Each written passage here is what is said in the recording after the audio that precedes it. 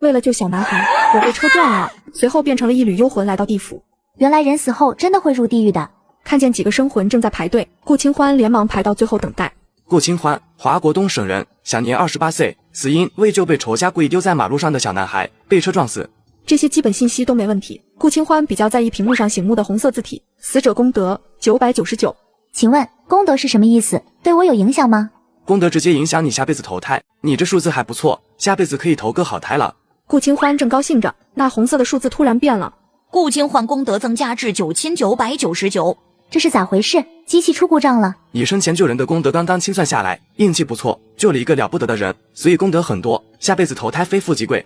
顾清欢正高兴着，突然机器发出尖锐的声音。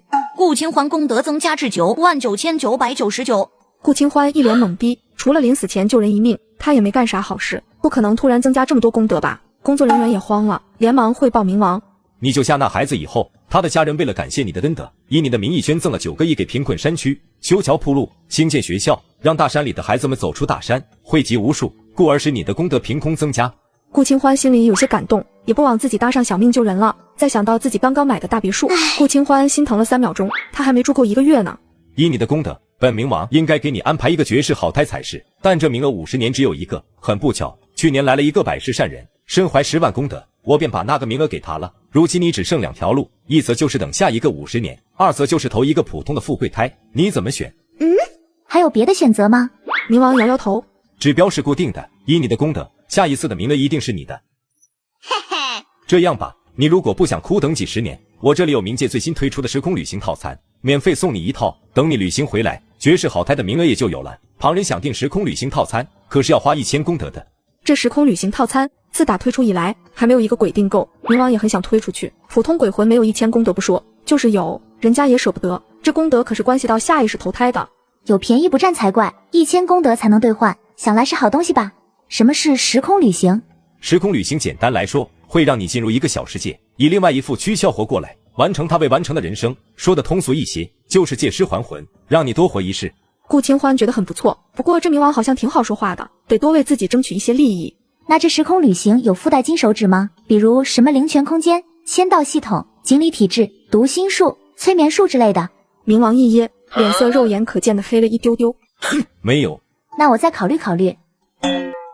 别，好歹给开个张呗，不就是金手指吗？给你，灵泉空间可以给你，最多再给配一个自动贩卖机，其他就别想了。那就谢谢冥王大人了。没什么其他事，我就让人安排你去空间站了。这个冥王大人，我生前有30万存款，还有刚刚买的大别墅，没住几天呢，您看。给你，都给你，行了吧？顾清欢从硬邦邦的床上醒来，全身像散了架一样的疼。我的妈呀，这是哪里？冥王怎么把我送到这里来了？为救小男孩，我被车撞了，来到地府和冥王讨要金手指，没想到被冥王坑了。我的妈呀，这就是冥王送给我的时空旅行，这是哪里？此时外面传来若有似无的交谈声。妈，你说他不会半夜爬起来偷偷跑路吧？他敢收了我们老许家的钱，生是老许家的人，死是老许家的事。你爸当了这么多年支书，可不是吃素的。再说了，他亲娘还在隔壁村的牛棚里受苦呢，跑得了和尚跑不了庙。还得是我妈厉害，花了100块钱就给我那疯子二哥买了个知书达理的媳妇儿，咱们终于可以名正言顺的把疯子撵出去了。我看谁还敢说什么？有些话可别出去乱说，买卖人口可是犯法的，咱们这是你情我愿的事儿。顾清欢是自愿嫁给老二的，咱们老许家厚道，没有嫌弃他是臭老九的后代，十足仁义了，可不是吗？两人的声音渐行渐远，顾清欢看着房顶上密密麻麻的蜘蛛网，起了一身的鸡皮疙瘩，在脑海里把冥王骂了800遍。顾清欢想起冥王答应送的金手指，他突然出现在了一片亮堂堂的空间里。是我的大别墅，灵泉，冥王送我的灵泉也在这里，太好了。冥王送的自动贩卖机，买点东西看看。就在这时，他隐隐听到有抽泣声，愣了几秒才反应过来是外面传来的声音，连忙在心里默念我要出去，瞬间回到了那个黑漆漆的房间里。小孩的声音，这是那疯子的2个孩子，在疯子爸死后，这2孩子吃百家饭长大，为了生存，坏事做尽，最后被送进去吃了枪子。更惨的是，原生的外婆听说他为了筹钱，把自己卖给了疯子，最后猝死在大路上。母亲受不了接二连三的打击，直接疯癫了。外公为了生病的女儿，没熬过半年也去了。我的妈呀，这原生到底是有多惨啊！想到这里，顾清欢的心有一丝抽痛的感觉，可能是原生的情绪在作祟。哥哥，贝贝好了。小姑娘跟哥哥一起依偎在爸爸身边，虽然大家都害怕这个疯子爸爸，但是他们却格外依赖他。如果连他也不在了，他们才真的是无依无靠了。贝贝乖，明天一早，哥哥就去山里给你找吃的，咱忍忍。说完，他的肚子也咕咕的叫了起来。贝贝知道哥哥也狠了，比自己还了，你弄到的食物都给了自己和爸爸。贝贝乖，听话，咋不哭？顾清欢在隔壁听到了两个孩子的对话，不由得心酸。虽然知道这两个孩子以后会成为大反派，但他们现在毕竟还是可怜又无辜的孩子，便从空间拿出一盒粥。哥哥，你闻到香味了吗？谁家在煮粥呢？真香啊！顾清端着粥走过来，看到床上躺着一个纤瘦的男人，瘦的只剩皮包骨头，被人用手指粗的麻绳捆着，一动也不动，着实吓人。小女孩躲在哥哥身后，瑟瑟发抖。他们知道这是花钱买的后妈，听村里的孩子说，后妈都是可怕的，吃人的，所以俩孩子天然的有些害怕顾清欢。顾清欢看着两双害怕又懵懂的眼睛，心里说不出的滋味，把白米粥放在桌上。给你们的，自己分着吃了吧，吃完饭盒不用洗，放在门口，明天我过来拿。说完径直离开。哥哥，我们有白米粥吃了。二蛋说，拐子拐小孩之前都会先给点好吃的，把人迷晕过去，他不会是想卖了咱们吧？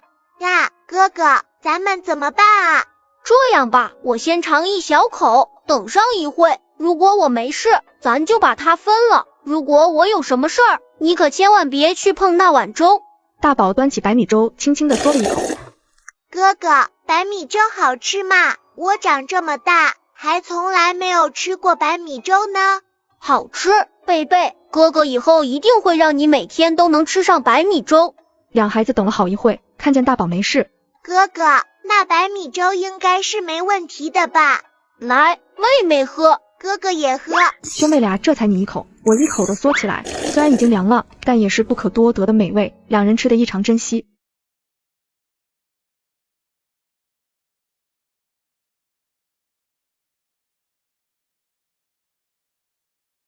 他醒来第一件事就是把自己儿子一家赶出家门，让他们在破旧的茅草屋自生自灭。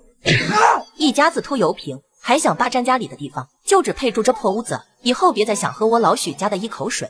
顾清欢看着屋子，起了一身鸡皮疙瘩。爸，这房子到处都是窟窿，实在没法住人，那房顶掉下来可是会砸死人的。您门路多，能给换一处房子住吗？小一点也没事。村支书的儿子被砸死在破旧老宅里，这件事肯定会被村里人念叨一辈子的。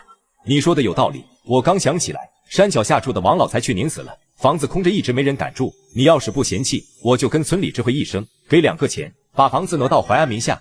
不嫌弃，不嫌弃，爸，您太好了，还出钱给我们买房子，都不知道说啥好。顾清欢给这个道貌岸然的人发完好人卡，许明山原地愣住，合着这钱还得自己来掏，这叫什么事儿啊？下午顾清欢去百货商店买了些家里常用的物品，刚走到半路，就碰到村里的情报小组。淮安家的回来了，你这是干啥去了？大包小包的。家里啥都缺，去买点生活必需品。你这是买大米了，这城里来的知青就是不会过日子，像你这么吃，100块够用几天啊？是糙米和黑面，家里一点粮也没有，总不能喝西北风吧？我说淮安家的，你这刚到手的钱，还是紧着点花的好，你现在可不比从前当知青的日子了。钱菜花意有所指，从前只需要挣自己的口粮，现在还多了3张嘴，顾清欢忍无可忍。菜花婶儿，合着我不应该花钱买，该领着一家老小上你家吃去呗。钱菜花刷一下黑了脸，我可没这个意思。淮安家的，你婆婆不是说她分了足足300斤粮给你们，够吃到明年春上吗？你咋还出去买粮食？我婆婆什么时候说的？我咋没看到家里有一颗粮食？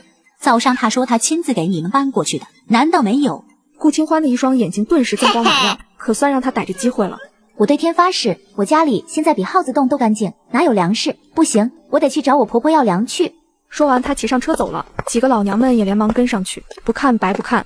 老二家的，你咋来了？妈，我来搬粮食，刚好可以用自行车驮回去，都不用你们帮忙送了。什么粮食？你的粮食在知青院，可不在我这儿。不是您跟王婶儿他们说的吗？分家给我们家300斤粮食，不劳您费心，我自个儿来拉了。我就说嘛，您怎么可能这么狠心，把淮安和2个孩子丢出门不闻不问？顾清欢直接给他戴了顶高帽子，看着顾清欢身后乌泱泱的人，刘桂芳丢不起这人，给吧，300斤粮食啊，就是粗粮，他也舍不得呀。你别跟门口这站着了，先进屋里说吧。进了屋，给不给还不是他一句话。妈，我就不进去了，家里3张嘴，今天一天没吃喝了，我还得回去做饭呢，你把粮食给我一称就行了。称什么粮食？想要粮食自己去挣。刘桂芳心里气急，还以为顾清欢是个好打发的，没想到还有点手段。妈，这是怎么了？这许怀志是书里的男主角，前世林小梦抛夫弃子，而被他抛弃的许怀志却中年得志，下海经商成了富豪。妈，你就把粮食给我吧，好歹让我们把这个冬天熬过去，家里可1粒米都没有啊。妈，把粮食称给弟妹，我亲自看着称，给细粮。2个孩子长身体呢，二弟不能干活，你让人家一个女同志怎么养活一家4口？2个小野种也配吃我的细粮？在大儿子的催促下，刘桂芳只能把顾清欢带到粮仓称粮食。这老太婆家里明明有这么多粮食，却把疯子和2个孩子饿得只剩皮包骨头。顾清欢偷偷把每种粮食都渡了一些到自己空间里，加起来得有好几百斤。因为仓大粮多，所以一时间看不太出来。他昨天把傻儿子一家赶出家门，今天又来搜刮他们的粮食。滚开！一群白眼狼，还敢拿家里的粮食？这粮食有你们的份吗？妈，你这是干啥呢？那么小的孩子，你怎么能下得去脚的？奶奶一上来就想把粮食抢走，我和妹妹说什么她都不听。小兔崽子，少在这里胡说八道！顾清欢，你说我的粮食是不是你偷走了？就那么一会的功夫，就少了几百斤，这些粮食你必须赔给我。顾清欢看傻子一样的表情看着他，虽然他说的都是真的，可是有谁会相信呢？妈，粮食是我跟你一起称的，刚刚300斤，多1斤都没拿，你别闹了好吗？老蛋，你就是这么眼盲心瞎的吗？家里粮食真的少了几百斤，就是今天没的。刘桂芳急切的希望儿子相信他的话，可许怀志以为他是故意找事儿。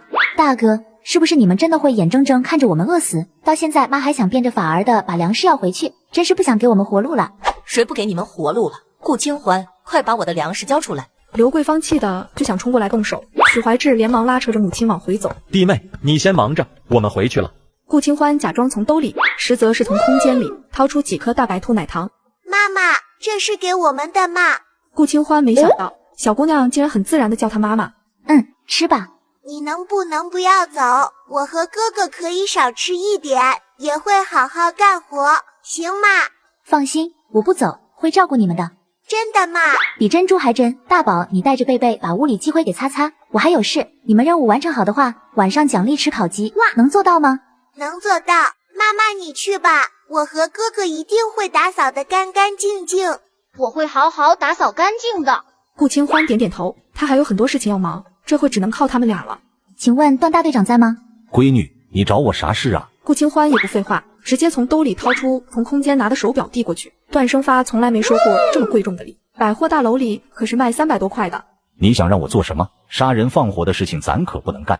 叔，你看我手无缚鸡之力，哪能杀人放火？就是有一件事想求您，你们屯牛棚里的3个人是我的亲人，我母亲刚摔断了手，外公外婆又年老无力，再像从前那样干下去，他们非没命不可。我想让你以后多照顾照顾他们，给安排轻省一点的活计。行，你放心吧，我段生发虽然爱财，但收了东西，答应的事情肯定给你办得妥妥的。我相信叔，那就拜托您了。还有一件事儿，我母亲那天从坡上被人推下去，劳烦您帮忙留意一下肇事者，但凡有人露出口风，麻烦告诉我一声，事成之后必有重谢。说完，他从裤兜里掏出一把大白兔。不嫌弃的话，这大白兔奶糖给家里的孩子舔舔嘴。不嫌弃，你放心，一有消息肯定告诉你。这可是城里人才买得起的大白兔，多好的东西呀！对了，我外公还在地里干活，您看能不能？可以，让老人家别干了，我明天再安排人去干。那就谢谢叔了。丫头，你怎么过来了？外公，我已经跟段大队长说好了，他答应以后多照顾你们，给安排轻松的活计。这地里的活你不用管了，他明天自会安排别人来干。段生发，他是个无利不起早的人，他是不是？钟维谦着急地看向外孙女儿，怕她为了自己干出什么傻事儿来。哎呀，外公，不是那样的，我给他钱了。钟维谦松了一口气，刚刚那一瞬间，他想到了最坏的可能，以为外孙女儿被欺负了，吓得一身冷汗。穿越80年代，为救母亲将自己卖给一个吃喝拉撒都要照顾的疯子，可一直喜欢我的南知青却坐不住了。我喜欢你那么久了，为什么你却要嫁给一个疯子？你会后悔的。我嫁给谁没必要向你报备吧？这是你的车，我用好了，谢谢。还有，我是有家室的人，以后别再缠着我了。顾清欢，等着瞧，看你能过上什么好日子。陈江河是一众知青中最有钱的，顾清欢的外形条件优越，着实让好些个男知青对他心动不已。陈江河就是其中的头号追求者。对了，我的粮食还在知青院，麻烦邱同志把剩下的粮食给我吧。邱淑霞是知青院这边主要管理后勤的，大家的粮食就是由她管着。邱淑霞突然被点名，她慢吞吞的应了一声：“麻烦快点行吗？我还有事。”哼，差点忘了，你现在给人当了后妈，邱淑霞也是担心你拿不动，你急什么？我拿不拿得动，就不劳你费心了。有那闲心，还是多操心操心自己吧。蒋雪一下被气得不行，本来是想扣着她的粮食，好戏弄她一番，但听说顾清欢下午去刘桂芳家要粮的战绩，这会也不敢再扣着不给了。顾清欢成功的拿到了自己的口粮，一共350斤。谁有时间帮我送回家去？我给他1斤玉米，1斤玉米磨成玉米面，够吃2-3顿了。胃口小的女孩子4顿也行。我可以，我能行吗？好啊，那就麻烦你们俩了。陈江河阴沉着脸没说话，顾清欢宁愿出粮食找别人，也不求他帮忙，心里暗暗较劲。有些人现在成了知书儿媳妇，倒学会穷大方了，自己都吃不饱，还在这当善财童子，有完没完？少在这逼逼赖赖，有胆子就打一架。蒋雪吓了一跳，从前每次她阴阳怪气，顾清欢都沉默是金，不搭理她，没想到这回竟然硬气起来了。好了，蒋雪，少说2句吧。不打是吧？不打就闭上你的狗嘴，再有下次，见你一次打你一次。蒋雪气得跑回房间。顾清欢回到家，看见被俩孩子整理干净的屋子，拿出烤鸡。你们看这是什么？哇，烤鸡！妈妈真的给我们带了烤鸡。你们今天活干得非常好，帮我解决了一个难题，这是奖励你们的，快来吃吧。哇，妈妈，好香啊！贝贝馋的口水都快流出来了，大宝也被这只烤鸡彻底香迷糊了。你们俩的，快吃吧，这一份是你们爸爸的，大宝帮忙喂。妈妈，爸爸他不是坏人，他是这个世界上最好的人。爸爸他是为了我们才自愿被捆起来的，不然谁也打不过他。小姑娘说到这里，明显有些哽咽了。爸爸刚回来的时候其实很好的，还经常带着我们去山上摘果子。后来有一次，我们在山上遇到了一头野猪，野猪差点伤了哥哥，爸爸就一拳把野猪打死了。后来爸爸拼命的在林子里疯跑，见人就打。后来他好像突然又清醒了，没过多久又跟村里的人打起来了。清醒过来以后，他就自愿被大家捆起来。爸爸是怕自己发起疯来误伤了我们，这才自愿被人捆起来的。许怀安是从部队退伍回来的，这种情况倒是有点像战后心理综合症，是人在遭遇或对抗重大压力后，心理状态产生严重失调的后遗症。那他清醒的时间多吗？平时有什么反应？这1年他清醒的时间越来越少了，经常瞪着眼睛到天亮，有时候会自言自语，有陌生人进来他就会很激动，反应很大。大宝把爸爸的小包袱给顾清欢看，顾清欢打开，瞬间愣在原地，还是第一次看到这么多军功章，而且他们竟然属于同一个人，这代表着他曾为祖国和人民鞠躬尽瘁，死而后已。你们放心吧，爸爸会好起来的。真的吗？真的，我答应你们，一定会想办法给他治疗。为了心中的白月光，她抛夫弃子，卷走家里所有的钱财，结果她却背地里跟闺蜜搞在了一起，两人设计下药，把她扔进了乞丐窝，最终落得个横死街头的下场。前夫却成了企业家，坐拥财富无数，重生归来，她决定好好相夫教子，扭转局面。老婆，你怎么了？没怎么，就是做了个梦，没想到自己一辈子挣扎想找寻的好归宿，其实就在眼前，重来一世，我绝不会做这种蠢事，只需耐心等着丈夫发达。不过上辈子顾清欢嫁给疯子后不是已经死了吗？难道她也重生了？就在此时，刘桂芳双手叉腰，站在院子里谩骂：你们爷俩都要脸面，合着就我一个坏人是吧？如果不是我精打细算，你们哪有现在的好日子过？妈，二弟本来就已经疯了，不给粮食你让他们吃什么？难道活活饿死？你个胳膊肘往外拐的，我的粮少了，肯定是他们干的。那小野种还敢咬我，如果不是你拦着，我今天非要给他们点颜色看看。妈，二弟当初的退伍费今天都让你拿走了，加起来起码小几千吧，把人家分出去，连点粮食都舍不得给吗？你干啥给他们细粮？这300斤粮在饥荒年够一家老小撑1年了。刘桂芳正在气头上，一顿乱骂，许怀志哪敢再说，暗戳戳的给旁边看热闹的儿子使了个眼色。大成马上会议：奶奶，啥时候吃饭？我饿了。我乖孙饿了，你等着，奶奶马上给做。奶奶屋里还有点心，拿2块给你垫垫。翌日清晨，顾清欢在空间被6点钟的闹钟叫醒。唉，穿越80年代，现在还有一家子老弱病残要照顾，必须打起精神来。大宝，这些都是你昨天采的？这些野菜可以做成菜团子吃，省粮食还能管饱。大宝真厉害，认得这么多野菜，中午咱们就吃它。大宝还是第一次得到夸奖，开心的不得了。我以后会找更多的野菜，还有山里的山货。顾清欢看了看野菜，这个分量也太多了，估摸着得有几斤10斤，吃个新鲜还行，顿顿吃他可受不了。这些可是纯野生无公害的菜，先挂到自动贩卖机上试试，也许能卖出去呢。这些就交给我处理了，你去照顾妹妹和爸爸。说干就干，顾清欢悄悄抱着野菜又闪身进空间里，一共8斤6两野菜，卖了200块钱。顾清欢闪身出空间，便端着早上煎的鸡蛋饼给许怀安喂饭。吃饭了，我喂你，你不许咬我啊。这时许怀安已经清醒了。谢谢你。你这会儿清醒了？顾清欢有很多事情想跟他沟通，因为说不定下一刻他又神志不清了。许怀安，你这个病其实是属于一种心理疾病，跟神经病是有区别的，你知道吗？是知道的意思吗？这家伙惜字如金啊，看来得给他点厉害瞧瞧。经过我的研究，你这是一种由于战争刺激所导致的心理疾病。你在战争中遭受过身体或者心理上的严重创伤，对吗？你是不是看到血液就会控制不住自己的情绪，开始焦虑不安？顾清欢看到许怀安的脸色变了，从刚开始不屑一顾到难以置信，因为他说的都是真实在他身上发生过的，一字不差。你知道这个病会治疗吗？我是以前听人说起过这个病，这属于心理疾病。老话说，心病还需心药医，最终得靠你自己走出心魔。不过嘛，还是有些办法能想的。什么办法？我给你制定了一套治疗方案，帮助你直面心理创伤，去战胜它。从现在开始，你必须配合我治疗，等你情况好一些了，不用像这样被捆着，我再找机会带你去首都的大医院，找最好的心理医生看看，说不定有机会痊愈。顾清欢给他画了一个饼，但是他真的很想吃到这个饼。你为什么要帮我？他把自己卖给一个吃喝拉撒都要照顾的疯子，可没过多久却被母亲发现了。欢欢，你老实告诉妈妈，你哪里来的那么多钱？妈，外公，外婆，我结婚了。3人的心同时坠入谷底。他是一名退伍军人，退伍之前曾经是一名副营长。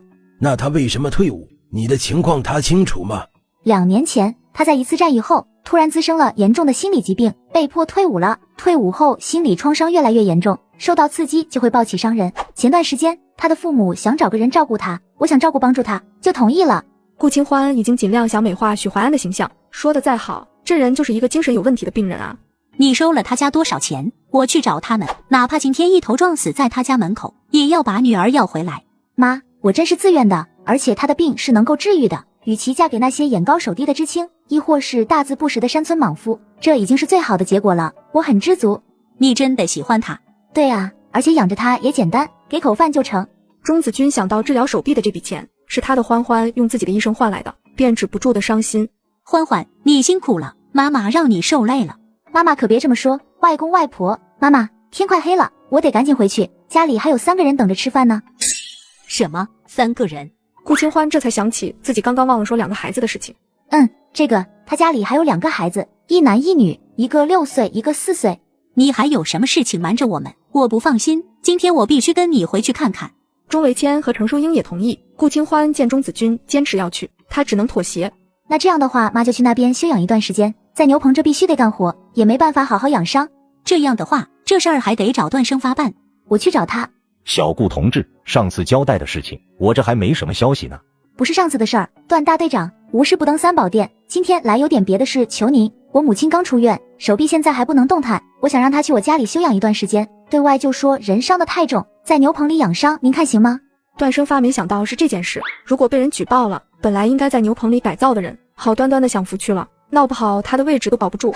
段大队长，不会让您为难的，我会让他好好藏在家里不露面，没有人会知道的。那行，你们行事小心些，我这边会打点好一切。那就太感谢您了。大宝、贝贝，给你们置办了2身过冬的新衣服，来看看。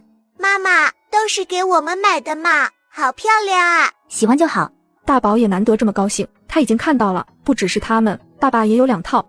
妈妈，你只给我们买了吗？你也给自己买一些吧。我的在外面，这些都是你们的。3人温馨的一幕落在许怀安眼里，这2天他感觉自己的身心前所未有的舒服。谢谢，辛苦你了。你醒了，正好，这些都是给你和2个孩子买的，你要不要试试？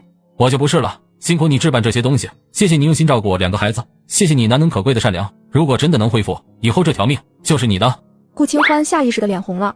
对了，我今天去把抚恤金领了，一共405块，加上置办这些东西花了约摸100多块。你不用跟我汇报，我说过了，以后家里的钱都由你自由支配。你母亲那边好些了吗？如果有需要，不用跟我商量，家里的钱你都可以用，也给他们置办一些过冬的物资吧。我妈今天已经出院了，就是顾清欢欲言又止。怎么了？就是我妈知道这事儿，有些不放心，想来看看。许怀安瞬间秒懂，谁家母亲听到女儿嫁给一个生活不能自理的疯子，都会吓一跳吧？那岳母什么时候过来？等天黑一些，我去接人。她手臂伤得厉害，我想让她在家里住一段时间。对了，我跟她说，我是自愿嫁给你的，你可别说漏嘴了。如果言语上有什么冲撞，还请你多担待。我能理解，我现在是这样的情况，确实太麻烦你了。岳母再怎么生气也是应该的，我只会感激。要不然我帮你松开上半身的绳子，你可以坐起来试试新衣服。这2天又是灵泉水又是药，她难得情绪这么稳定，只松开上半身应该没事吧？妈妈，可以吗？那太好了。爸爸，你也试试新衣服吧，可舒服可暖和了。还是别了吧，万一我……别万一了，只松开上半身问题不大，而且你现在情绪还算稳定，试试吧。许怀安拗不过请求，同意了。顾清欢帮忙解开绳子，就自觉地去厨房做饭。他花5块钱买的手表，转手却卖成200元，买家不仅觉得便宜，甚至还想让其涨价。叔，你手上的这款手表花了多少钱买的？300出头，怎么了？如果我说我有一批这样的手表，只需要200块一只，不知道你有没有兴趣？大侄女儿，真只买我200元一只？你这批表一共有多少只？都是这样的成色吗？叔，一共是20只，都是一模一样的成色，可以先验货再给钱的。大侄女儿，这货我收了，这是4000块钱，你拿着，记住，走出这扇门，你没有给过我手表，我也没有给过你钱。规矩我懂，陆叔放心。对了，家里长辈喜欢茅台酒，我想在你这副食店买一些。顾清欢曾经看到某次拍卖会，一瓶76年葵花茅台拍出了50万元的高价，现在才75年，不过其他的普通茅台也不能错过呀。没问题，给你4瓶够吗？那感情好，谢谢陆叔了。顾清欢回家把昨天接母亲用的自行车还回知青院，刚到知青点，就看到眼前吵架的局面。林知青，这是怎么了？就是你的小姑子徐美玲，一大早给陈江河送了2鸡蛋献殷勤，蒋雪看不下去，说人家孔雀开屏，自作多情，然后就这样了。蒋雪，你给我等着，我让我爸治你。你以为你爸是个多大的官，还想治我？你个乡巴佬，村姑！怎么，我送2颗鸡蛋给江河哥，你在这发什么火？也不看看你那肩不能挑，手不能提，也配喜欢我家江河哥？你也不撒泡尿照自己是什么样子，赶紧拿着你那2颗蛋麻溜滚，2颗鸡蛋还跑过来献殷勤，敢叫我滚，看我今天不打死你！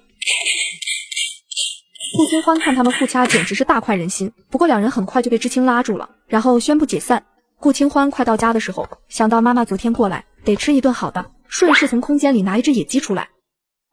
我刚刚回来的时候在路边上捡的，这东西又不是石头，路边到处都是，这么容易就捡了个野鸡回来。顾清欢心虚地说，今天中午给你们做个小鸡炖蘑菇，我看晾边上的小榛蘑快晒干了，正好炖鸡。你这孩子，中午做小鸡炖蘑菇，早上还非得吃鸡蛋，你这种过法，多少粮食也不够吃的。妈，我知道了，你看一家人除了我，哪个不需要补身体，你就听我的吧，早点把伤养好，比啥都强。大宝突然想起了什么，妈妈，我摘的野菜去哪了？我昨天早上带去县里卖掉了。卖了多少钱？2毛钱。这也太多了吧，我还要上山去摘野菜，摘好多好多卖掉换钱。我也去。那行，我带你们上山转悠一圈，妈等会你焖一锅米饭，你在碗柜下面。啥？大米饭？顾清欢，你是不是兜里钱在跳，花不完了是吧？整点3盒面馒头就行了，干啥霍大米呀？钟子君恨不得揪着闺女耳朵喊，咋想的？日子不过啦。反正我不管，我今天中午一定要吃白米饭。他直接耍赖起来，2小只不由得笑开花了。行，给你做，大不了给他们做白米饭，自己吃馍馍，总能省下点儿。妈，记住做5个人的份，你少做1个人的饭，我今天中午就不吃了。不吃拉倒，你这丫头是不是欠揍了？不过顾清欢的激将法还是有用的，他闺女真的不吃饭。钟子君咬咬牙蒸了5个人的白米饭。出门在外，别人问咱家吃啥喝啥，你俩咋说？我们吃大米饭、白面馒头，还有饺子面条。不能这样说。为什么？这些都是我们吃过的啊。爸爸说，人心不足蛇吞象，财不外露。我们吃这么好，那些不如我们的人就会心生怨怼，嫉妒我们，必然惹出麻烦来。顾清欢没想到许怀安还教过孩子这些，颇有种欣慰的感觉。大宝说的很对，财不外露，所以以后旁人问起家里的吃穿用度，记得往差了说，咱们要闷声发大财。对，闷声发大财。树上明明长满野果，大家宁可饿死也不愿吃它。可路过的顾清欢看到却眼神亮了起来。妈妈，这果子有毒，吃了它可会呕吐加头痛的。这哪里有毒？明明是一种药材，叫五味子，咱们把它摘回去卖掉，可比野菜更值钱。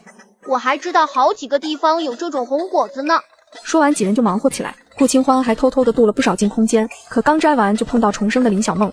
清欢，你母亲的伤还好吧？咱俩同为知青，如今又成了妯娌，以后可要经常来往啊。不劳大嫂费心了，我们不是一路人，以后还是井水不犯河水的好。林小梦一噎，没想到自己热脸贴了冷屁股。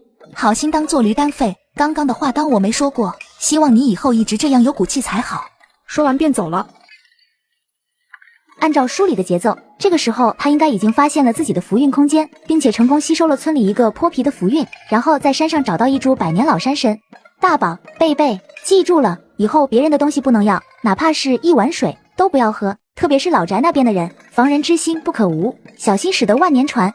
妈妈，我知道，无事献殷勤，非奸即盗。对，大宝一定要好好看住妹妹，不能吃别人给的任何东西。放心吧，我一定会看住妹妹的。上辈子这俩孩子就是被林小梦吸了福运，最终落得惨死的下场。这辈子我绝对不会让这样的事发生。几人正收拾着，一个不太友好的声音插进来：“怀恩家的，你这是家里揭不开锅，打算拿这红果子当米下锅煮呢？”菜花婶儿，你家住在海边吗？管得这么宽，有时间还是多操心操心自己吧。书里林小梦下手的第二个对象就是钱菜花，失去了福运的钱菜花，男人早死，儿子投机倒把吃了花生米，钱菜花受不了打击，也自杀身亡了。怀恩家的，早知道你人这么孝顺，我真该替我家秋玲跟你提亲的。别说100块，101块我也是愿意出的。101块，菜花婶你也好意思说出口？那红果子吃多了要反酸，胃里痛身子疲乏，你可别真当饭吃了。我知道了，你放心。钱菜花这人充其量就是喜欢传八卦，说话难听了些，但害人之心是没有的。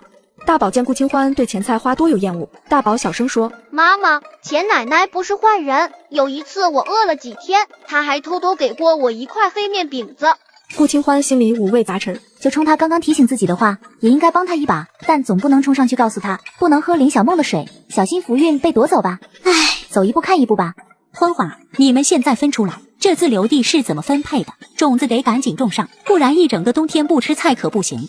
队里按劳动力分自留地，一个劳动力有2分自留地，只有2分的恐怕不够啊。欢欢，明天你去队里问问，淮安是退伍军人，也应该给他分自留地才是。我明天问问去。对了，知青院那边的自留地，上次他们没给分地里的菜，明天我去找他们。行，你好好跟他们说。许怀安听着母女俩的对话，心里暗恨自己啥也帮不上忙，还需要人照顾。顾清欢注意到了许怀安的落寞。话说许怀安，你这2天好像清醒的越来越频繁了，感觉怎么样？我感觉这几天自己的情绪平稳了很多，也能自我调节控制，没有那么容易暴躁了。那就好，等你慢慢能控制自己的情绪了，就把腿上的绳子也给解开吧，捆久了你的腿就废了。钟子君借口出去烧水，把空间留给小两口说话。对了，我今天去山上摘了一些柿子，洗几个给你尝尝。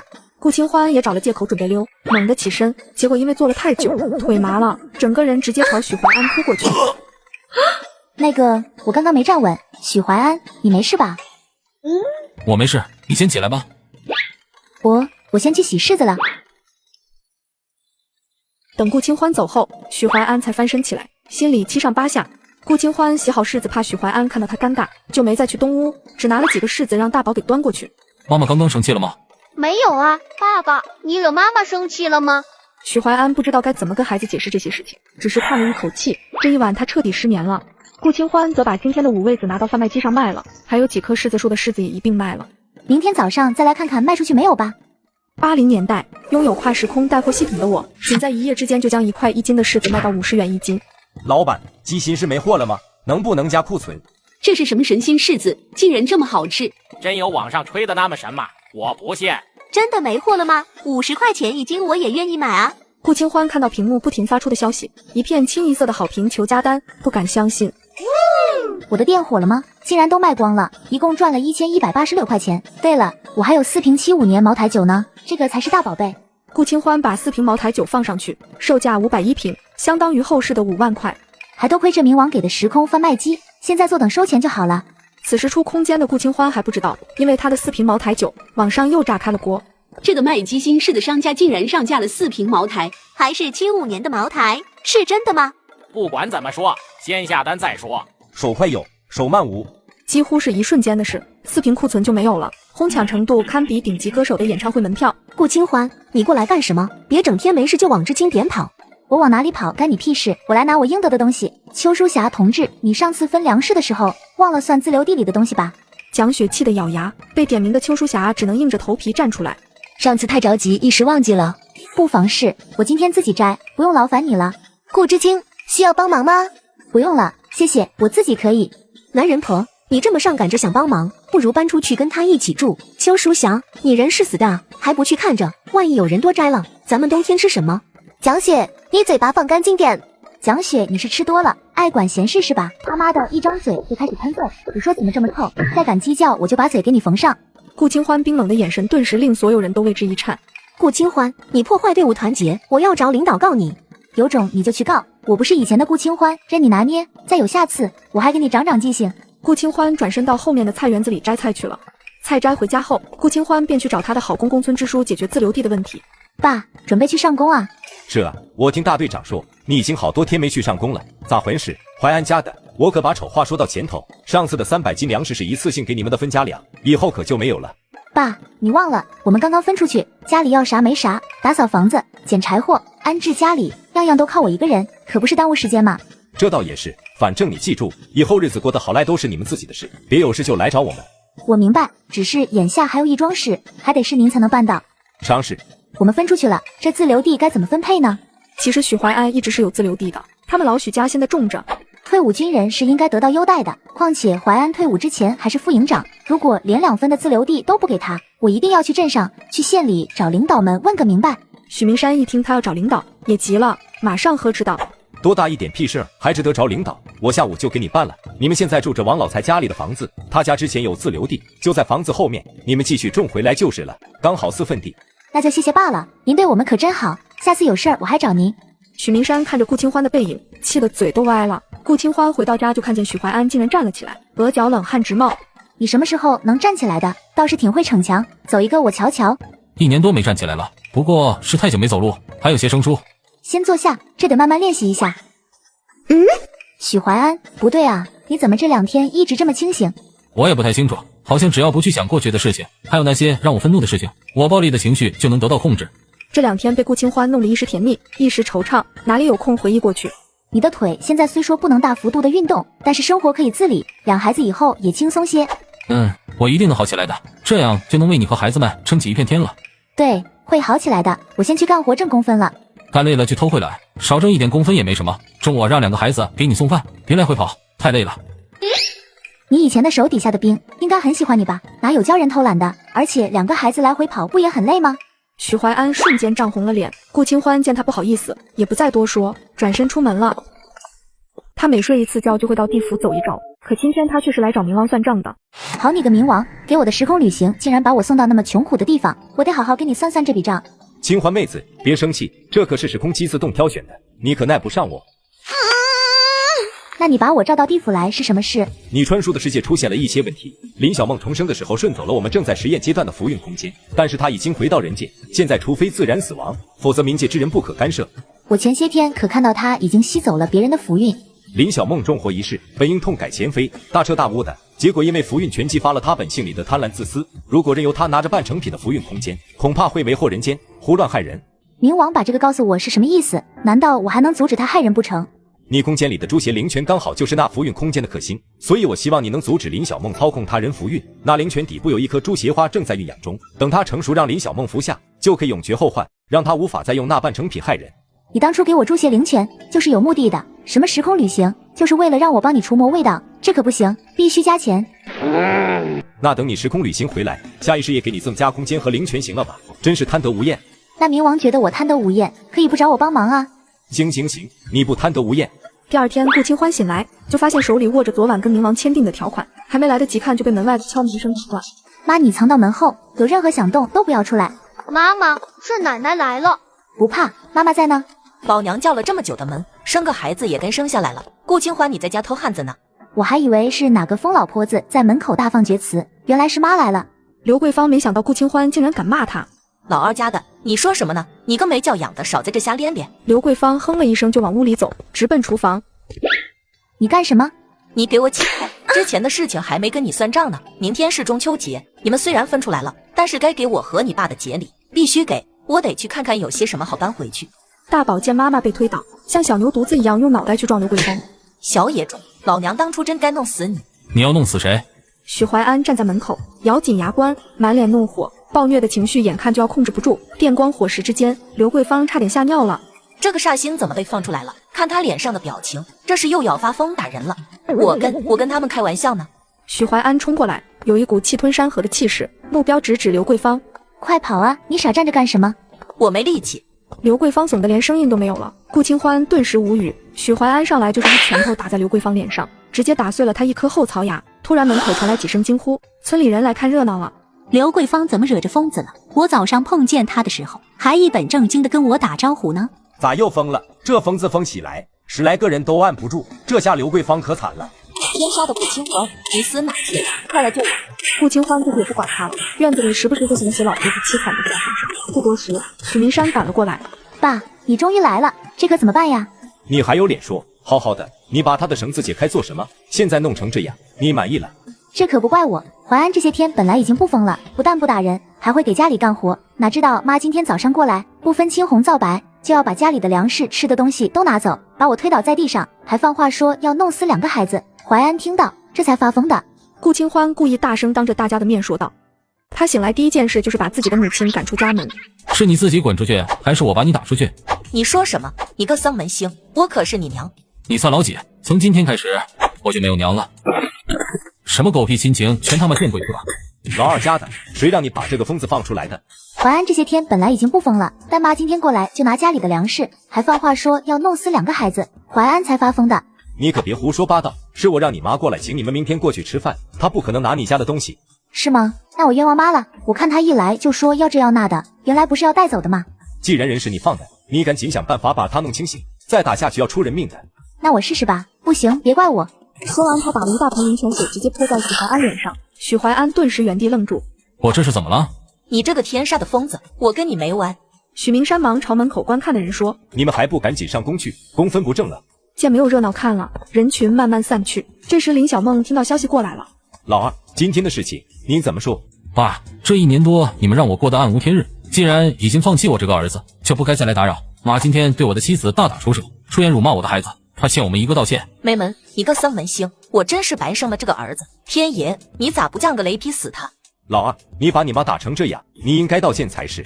是啊，妈本来就是长辈，对晚辈说教几句而已，何必这么上纲上线？何况二弟你还把妈伤成这样，实在太不应该了，应该跟咱妈道歉，还得拿钱给妈治伤。就是治疗费、营养费一样都不能少。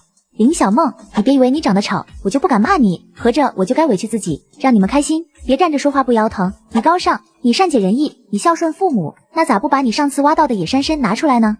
顿时，所有人的目光都聚焦在林小梦的身上。顾清欢怎么知道野山参的事？什么野山参？这么高尚孝顺的人，得了野山参，卖了300块钱，竟然没有交给公公婆婆吗？这就是林小梦你的不对了。顾清欢是知道书里的剧情的，林小梦的野山参卖了300块。你是重生女，我还是穿越女呢，谁怕谁？什么野山参，300块的，我不知道，你少冤枉人。我可没有冤枉你，去县城的医院一问便知。我没做过，不知道你在说什么。许明山和刘桂芳当然也有怀疑，但得先解决许怀安的事。老二，不管怎么说，你得好好跟你妈道个歉，她生养你一场不容易，还得带她去县里的医院看看，别再留下什么病根子。你们生养我一场，这些年给家里的钱，早把你们养我的情谊还上了，别拿这些来绑架我，不吃这套。我现在兜里比脸还干净，要钱没有，要命一条，有单子你们来拿，我奉陪到底。你这个逆子，我从前教你的东西，你都学到狗肚子里去了，不敬长辈，不听教诲，以后你别叫我爸，我没有你这样的儿子。刚好，如果可以选择，我也不想当你们的儿子。很好，你说的，我倒要看看，没来往，你是个什么东西？我们走。你快换身衣服，一身湿哒哒的容易感冒。对不起，没有保护好你，以后我们可能会遇到很多难事，你怕吗？你说什么傻话呢？再难还能比之前更难吗？现在你慢慢恢复了，一家人开开心心的过日子，比什么都好。小男孩被自己哥哥整天骂是野种，还对他不停欺压打骂，不堪受辱的他2次跳水轻生，都被自己的爸爸救了回来。而今天他终于开始反击，准备一雪前耻。什么狗屁哥哥，我叫你骂我野种，我叫你欺压我，以后给我有多远滚多远。你这野种还敢反抗了是吗？为什么不敢？赶紧给我有多远滚多远，否则以后见你一次打一次。你给我等着，我会让我爸妈扒了你的皮。大哥，你们这是干嘛？什么大哥，你别套近乎，你连父母都不要了，算哪门子的亲戚？赶紧把你家那2个坏崽子交出来，你看看他们把我家大成打成啥样了。老二，没想到你现在变成这副德行，竟然让2个孩子来打大成。谁在这胡说八道？瞎咧咧！顾清欢，是不是你教的？一家子没教养的东西，今天必须给我们一个说法，快把2个小崽子交出来！你说谁没教养呢？依我看还嫌揍轻了呢。弟妹，你这是什么意思？欺人太甚了！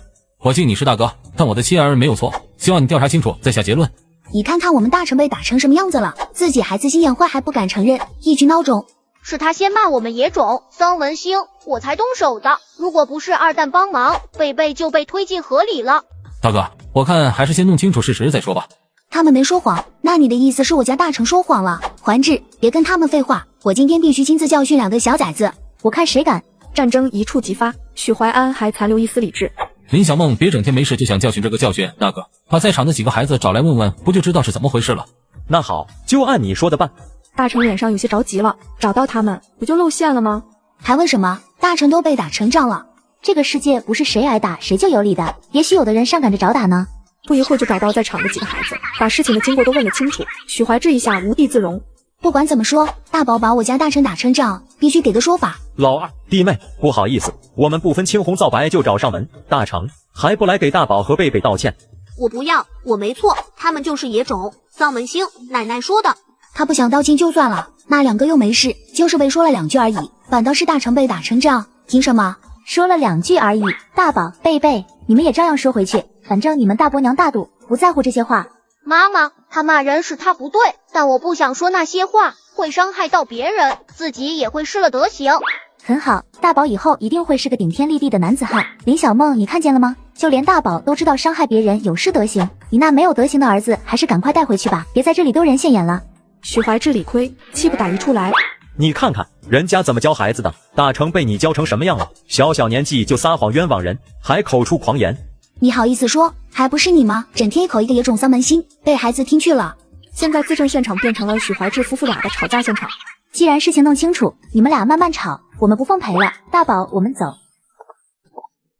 躲在一旁的陈江河看到自己追了很久都没到手的顾清欢，竟然心甘情愿地跟疯子过日子，难以接受。一个人躲到草垛旁借酒消愁，喝得快断片的时候，好像看到顾清欢笑盈盈地朝他走过来。江河哥哥啊！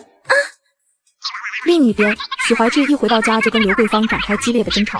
一个没良心的，老子对孙子好还得你说教。妈，你怎么能不讲道理？儿子就是被你惯坏了的。林小梦趁着丈夫心有怨愤，她干脆提出分家。妈，你既然这样，那我们分家吧，大成也免得被你家纵坏。那怎么行？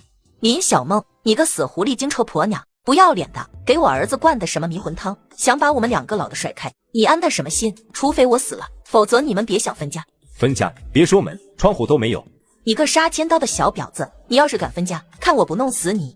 你要弄死我，我就和你们同归于尽，谁拍谁！一家人吵成一团，连家里少个人他们都忘记了。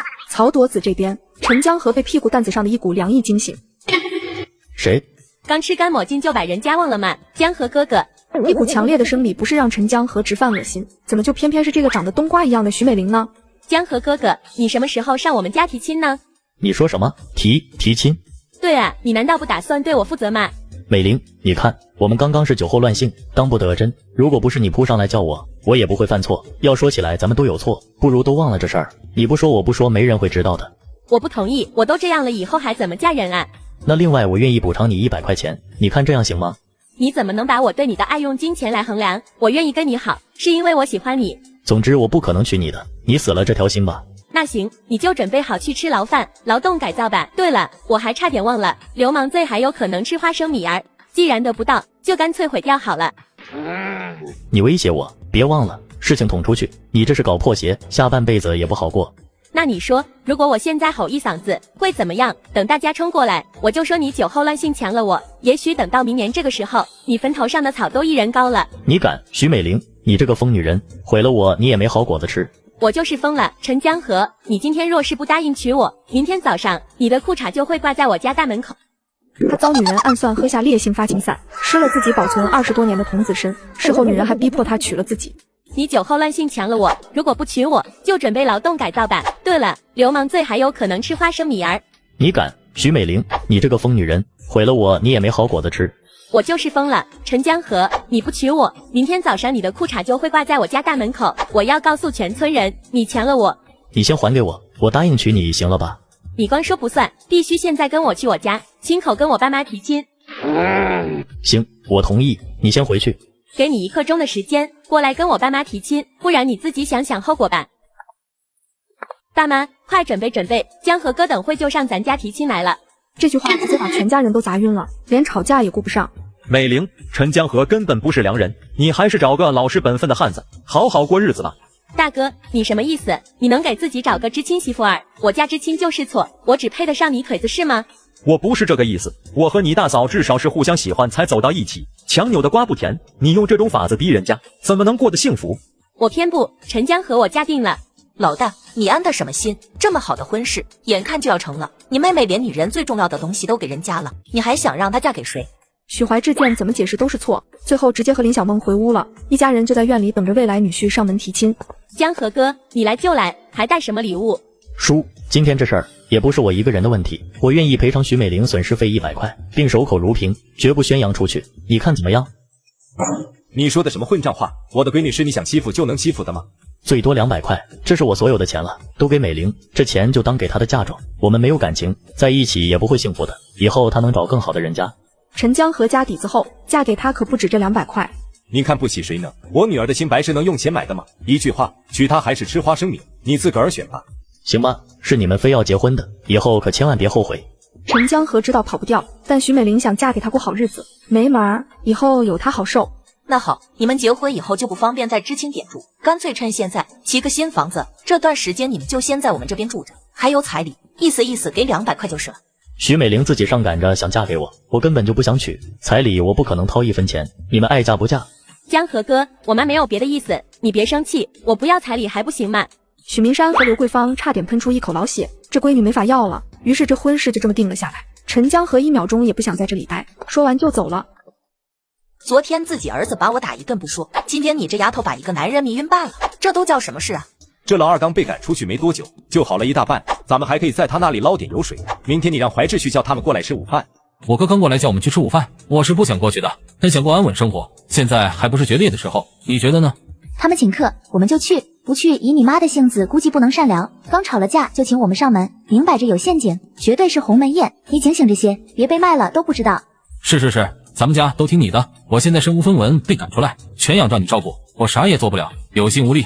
这就对了，咱们对外苦哈哈，闷声发大财，赶紧走吧，别去晚了，只能吃残羹剩饭。爸，今儿过节，我们家里困难，也没啥好东西可以给您，一点野菜，别嫌弃。这可把许明山恶心坏了，按耐住心里的不快。放大吧，二哥，你们家穷成这样了，一点野菜也好意思当中秋节里，真是笑掉大牙了。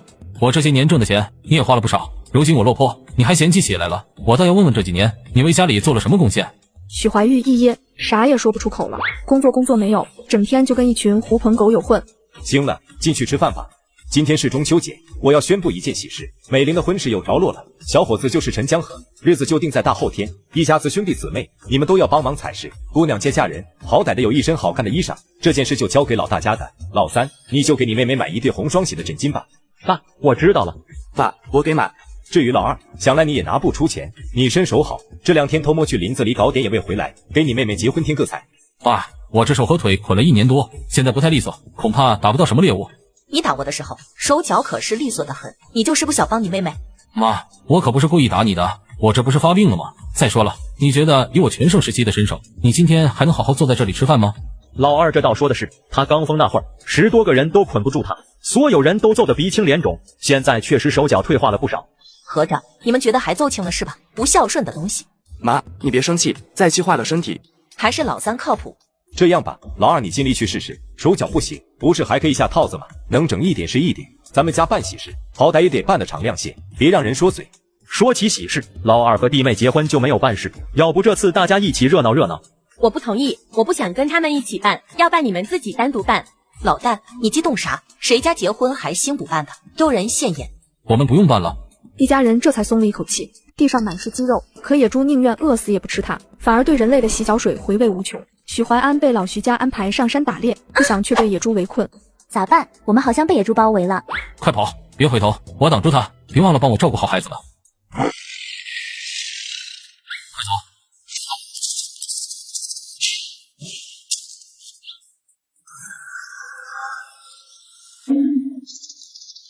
许怀安躺在地上，正准备英勇赴死，下一秒顾清欢跑过来，一把拉住他的手，两人瞬间转移到了空间里。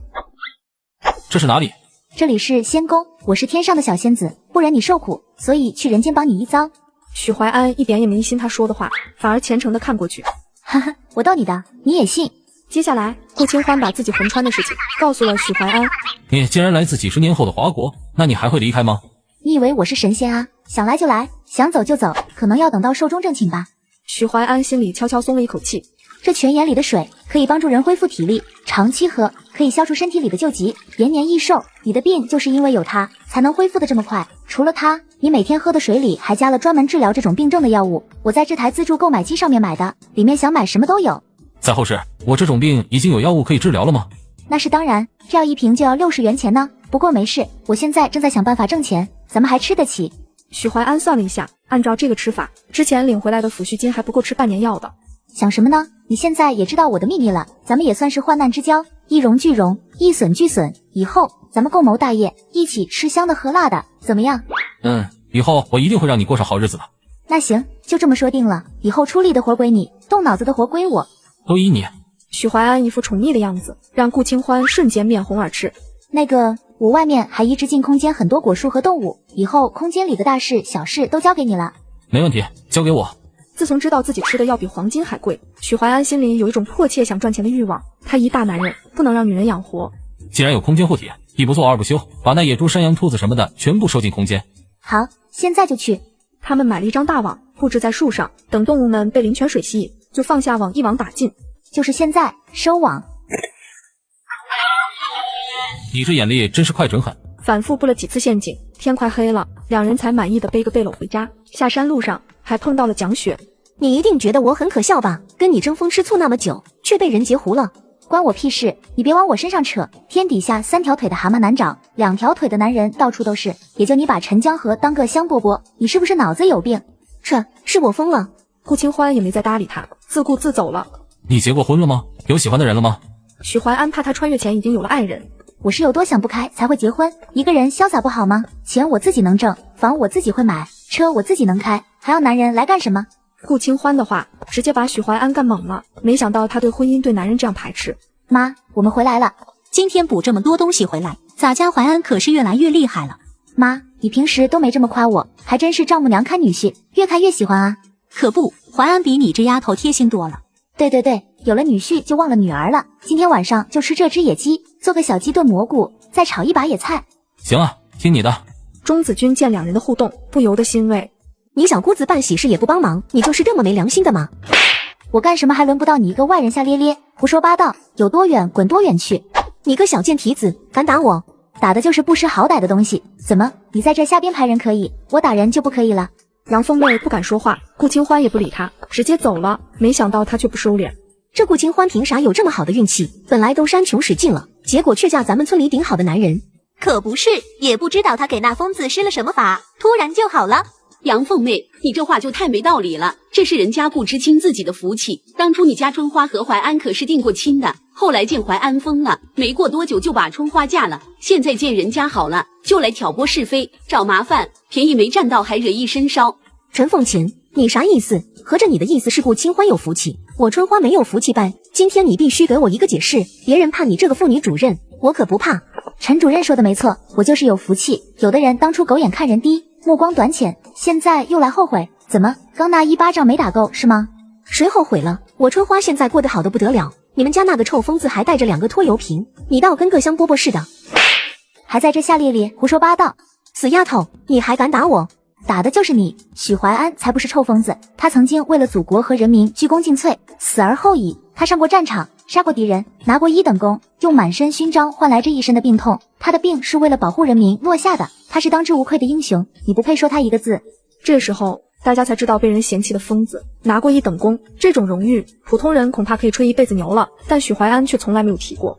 谁知道你说的是真的还是假的？我好歹是你的长辈，你竟然敢打我！许支书，你自己说这事怎么办吧？老二家胆，不管怎么说，你杨婶儿是长辈，你不该打人，给道个歉吧。我媳妇儿做的没错，不需要道歉。我虽然已经退伍，但也曾经是军人身份。杨凤妹对我的攻击和侮辱，我完全可以去告她。到时候在座列位都是证人，是非曲直，公道自在人心。被狗咬了一口，我难道还要跟狗解释原因？杨凤妹吓得不敢再说话，许明山也被气得不行。杨婶看还要道歉吗？刚才是我嘴欠，我错了，我给你道歉。这场闹剧才得以结束。吃完饭，顾清欢拉着许怀安走了，他们现在分出去了，没必要帮忙。刚回到家就有人焦急地找他们。你好，我叫纪林海，住在前面不远的牛棚。我父亲突发热症，病情危急，村里的赤脚医生给的药吃了没有效果。我能问你借点钱吗？我想去公社给老人看看，但现在一点钱也没有。要不咱们给他一些钱，帮帮他吧。纪林海不是书里林小梦救下的一个落难大佬吗？不过现在怎么跟书里不一样？他不是应该去老许家借钱，怎么跑我们这里来了？你让他等一下，我去取特效药。不一会，顾清欢从空间买了药出来。我这里有一些常用的特效药，你先拿去给老人家试试，用法用量我都写好了。退烧药服用半个小时内应该会有效果，如果半小时后还是没有好转，就赶紧往县医院送吧。这是30块钱，应该够用了。太感谢你们了，我无以为报，如果能有翻身之日，必定千倍万倍偿还。你快回去照顾病人吧。他偷摸翻进女子院里，只是为了偷几斤粮食，却被女子打得九死一生。老三，你是不是被打死了？顾清欢，你为什么要打死老三？你个杀人凶手！我要去报公安抓你。你儿子现在躺在我家，他为什么半夜来我家，少颠倒黑白倒打一耙？这是我老二家，他来拿点粮食回去怎么了？你们就想打死他草菅人命吗？我呸！我们早已经分家了，你不是要报公安吗？那好，看看被抓进去的是你儿子还是我们。你少吓唬人，我儿子只是走错门了，什么贼不贼的，你有证据吗？就是我儿子只是到他哥哥家里拿点粮食，反倒是你把我儿子打成这样，是不是要给个说法？你们居然这么不要脸！儿子被当场抓到，还能厚着脸皮要赔偿？新明山，有你这样当支书的吗？自己儿子偷东西被打是活该。这是我们的家事，关你们什么事？顾清欢，你个小贱蹄子，看我今天不打死你！我操！别跟我动手动脚，儿子当小偷，做娘的是不是也要进局子？顾清欢，你疯了吗？居然敢当着这么多人的面动手！顾清欢不解气，又走过去给了许怀玉一巴掌。顾清欢，我儿子都被你打晕了，你干嘛还打他？你咋说话的？我是在帮你把儿子叫醒呢。果然，许怀玉醒了。其实他早就醒了，只是害怕被送局子。既然醒了，那就报公安吧。今天敢偷肉，明天就敢偷鸡，以后还不知道闯多大祸。哥，我下次真不敢了，我不想进局子，求求你了。这时候怕了，进来偷东西的时候怎么不多想想？不行，明天我们就去报公安。今天你们赶紧滚回去，等明天消息吧。可谁知第二天一早，刘桂芳就提着礼品上门来。怀安，昨晚是我们不对，不该胡说八道，我和你道歉。你看怀玉的事能不能就算了？不行，他做错了事就该受到处罚，而不是轻拿轻放。我说到做到。顾清欢，你不要给脸不要脸，大家都是一家人，你就不能体谅一个当娘的苦心吗？你咋不体谅我呢？你在废话，小心我把你兜出去。老二，你就看他这么欺负你娘吗？你个没良心的！娘，你也别闹了，我们不告怀志。如果下次你们还没皮没脸的到我家偷东西，可没这么容易就算了。好的，老二，就这么定了，不会有下次了。说完，刘桂芳生怕他们改主意，转眼就溜了。欢欢，我没把老三送局子，你不会生气吧？不会，这次本来就是给他们教训的，这么一来，他们以后也不会找我们麻烦了。对，以后我们的生活也可以安生一些。我昨天去空间看了看，卖了些上次抓的动物和树上的水果，还卖了几瓶茅台，一共5000多块钱。这么多？我还要跟你说一件事，昨天我收到小姨寄过来的信，我弟可能出了点事，我要回京市一趟。那你什么时候去？去多久？许怀安，不如你跟我一起去京市吧，咱们刚好借着这次机会去找心理医生看看你的病。可以吗？还是算了吧，2个孩子没人管。顾清欢看得出来他是想去的，却隐忍着不说。那就把2个孩子都带上，咱们一起去。欢欢，万一跟你回去，我控制不住自己，我不想你被人嘲笑指责，我会拖累你的。许怀安，你给我记住，我不怕拖累，从前不怕，现在不怕，以后更不会怕。况且你现在已经好的差不多了。欢欢，我们一起去，只要有你在，我就什么都不怕了。你报够了没？弄疼你了吗？没有，这次咱们对外就说给你治疗，顺便我去把家里的家务事处理好。都听你的。他回家的第一件事就是和自己的亲生儿子断绝关系。放肆，不教训你一顿，你就不知道这个家到底谁做主。看样子你很不服气，不服气也得给我憋着。我以前受过多少气，你们现在都得给我受一遍。那你去京市干啥？哪来的钱？我这不是想去看病吗？总不能让你儿子一辈子这么疯下去吧？你想去就去，没人管你，别到我家来瞎咧咧。我来找你们就是为了钱的事儿。我之前给了你们不少钱，现在我病了，你们总得给我出点医药费吧？许怀安这演技都可以拿小金人了。不可能，你一个分出去的，还想来打秋风？想都别想，这家我做主，谁说都没用。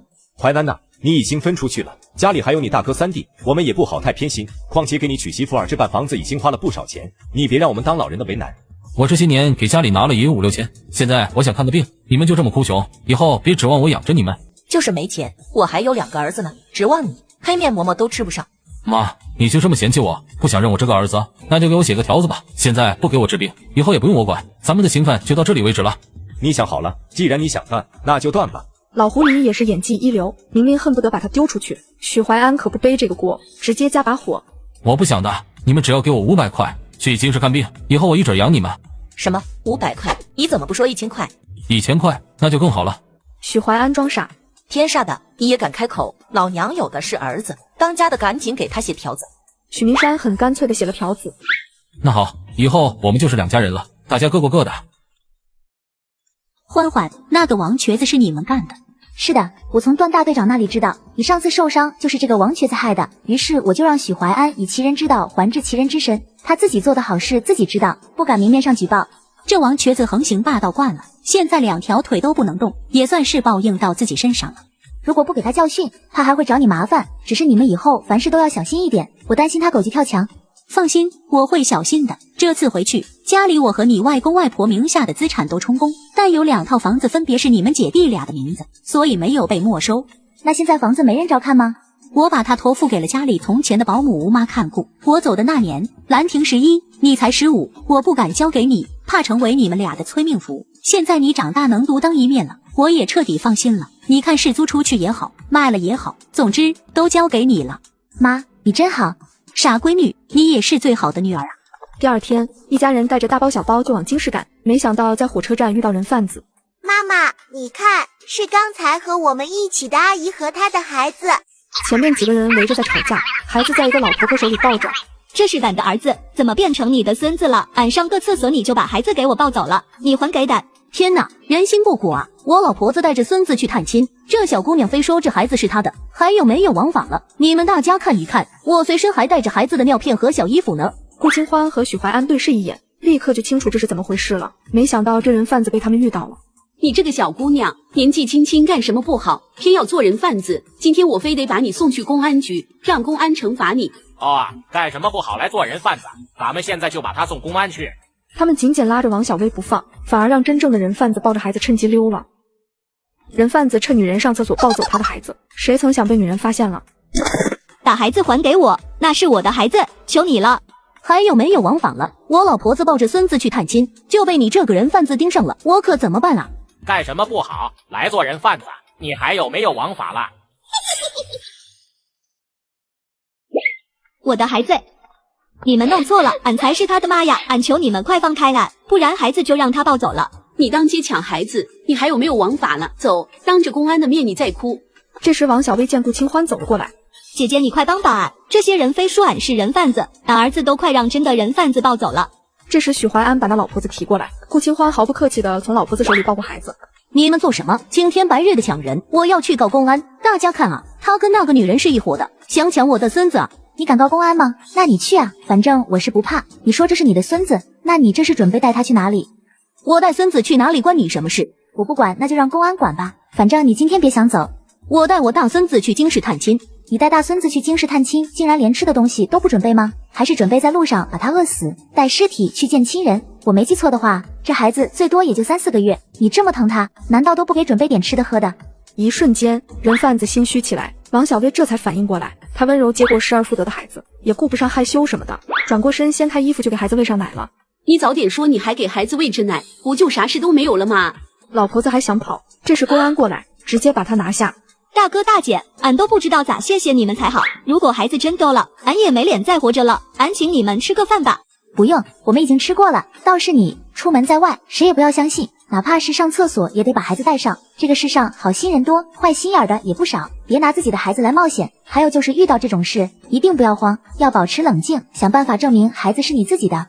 俺是农村人，还从来没有出过远门，这次也是娃他爸爸回城了，好久没有音讯，俺想去找他。俺以后知道了，天上下刀子俺都不会把孩子交给别人。大姐，谢谢你跟俺说这些掏心窝子的话。在这个时代，没见过世面的农村人只有任人宰割，极不容易。而且听他这意思，莫不是被某个回城的男知青抛弃了？估计苦日子还在后面。两人刚说完，一旁的记者徐丽笑眯眯地凑上来。你好，我叫徐丽，是人民日报的记者，刚刚有幸目睹了全程，能耽搁您几分钟做个采访吗？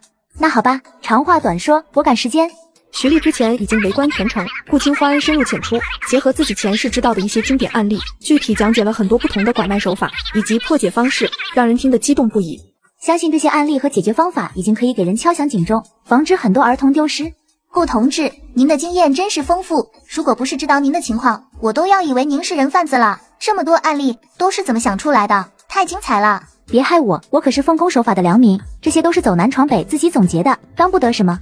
顾清欢是真的赶时间，最后两人留下联系方式，就分道扬镳了。顾清欢叫他的是顾清月，原名陈招娣，他异父异母的继妹。顾清欢没有理他，继续往前走。顾清欢，你跑什么？怎么害怕看到我？你以前不是神气得很吗？现在怎么成了这副样子？这俩孩子谁的？不会是你的私生子吧？你不是去大西北了吗？怎么突然回来了？关你屁事！你家住在海边啊，管得这么宽，好狗不挡道，滚远点！对了，还忘了告诉你，上个月我跟念周哥订婚了，我们的婚期就是这个月中旬，到时候别忘了来见证我和念周哥的幸福哦。云念周，顾清欢想起这是原身的奇葩前男友，送给他都不想要的玩意儿。你们订婚关我屁事，滚开，别来烦我。说完顾清欢就走了，陈招娣气得跺脚，他只叫了声爸爸，就被自己的亲生父亲赶出了家门。谁允许你叫我爸的？我没有你这样的儿子，是你自己滚出去，还是我把你打出去？爸，我可是你儿子啊，你怎么可以这样对我？从今天开始你就不是我儿子了，养不熟的白眼狼，赶快滚！我白眼狼，你才是没良心的！我妈妈和外公把你培养成才，你却在背后捅他们刀子，现在连自己的亲生儿子也要赶出家门。你个不敬父母的畜生，我们就是这么教育你的吗？你的家教呢？既然这个家容不下我，那我走。顾允川，你可别后悔。离开家的这段时间，他没敢和姐姐说，可姐姐却找上门来了。姐，你怎么来了？什么都别说，跟姐回家。这次来我还给你准备了一个惊喜。顾兰亭没想到姐姐说的惊喜，竟然是带着两个娃的姐夫。兰亭，你好，我叫许怀安。顾兰亭没有理他。大宝贝贝，你们还没有给舅舅打招呼呢。舅舅好，舅舅好。你们好，饿了吧？舅舅先带你们去吃饭。他们刚吃过。兰亭，你先跟我进来。姐，这是怎么回事？你怎么会嫁给这个人？也是机缘巧合，他对我也很好，不嫌弃咱们家的成分，对外公外婆和妈妈也很照顾。两个孩子是他退伍前收养的。姐，都怪我，当初我应该主动报名下乡的，这样你就不会。傻兰亭，我现在扎根农村，不嫁给他，也会嫁给别的什么人。他真的很好，处久了你就知道了。倒是你，到底怎么回事？洛宁姐在信上也没有说清楚，把我急得不行。你出来以后，顾允川找过你吗？没有，他可巴不得没有我这个儿子。兰亭，你还对他抱有希望吗？他不要我们，我们也不要他了。姐，我已经长大了，可以养家糊口，你放心，我也会把咱家撑起来的。兰亭，你长大了，可以独当一面，姐很高兴，但是你必须回去上学，这件事情没得商量。姐，我什么都听你的，这件事情不行，我想早点出来挣钱，让你轻松一点。兰亭，你现在的任务是读书，赚钱的事情有我和你姐夫，你没有文化，以后打算当一辈子门童和搬运工吗？我已经学完了高中的课业，有没有毕业证也没什么要紧的，反正现在也不兴考大学了。你怎么知道大学不会再重开？咱们国家现在最缺的就是知识分子，机会是留给有准备的人的。姐姐不希望你以后后悔一辈子。可是咱家现在这个情况，我不想让你再受累了。这次过来，咱妈交给我2套房子的钥匙和房契，上头写着咱俩的名字，是当初妈未雨绸缪给咱俩准备的。这房子咱们不管是租出去，还是想办法卖掉，都能让咱们一家人活得很好了，所以你不必有任何后顾之忧。既然家里没有经济危机，顾兰亭也就能放心回学校了。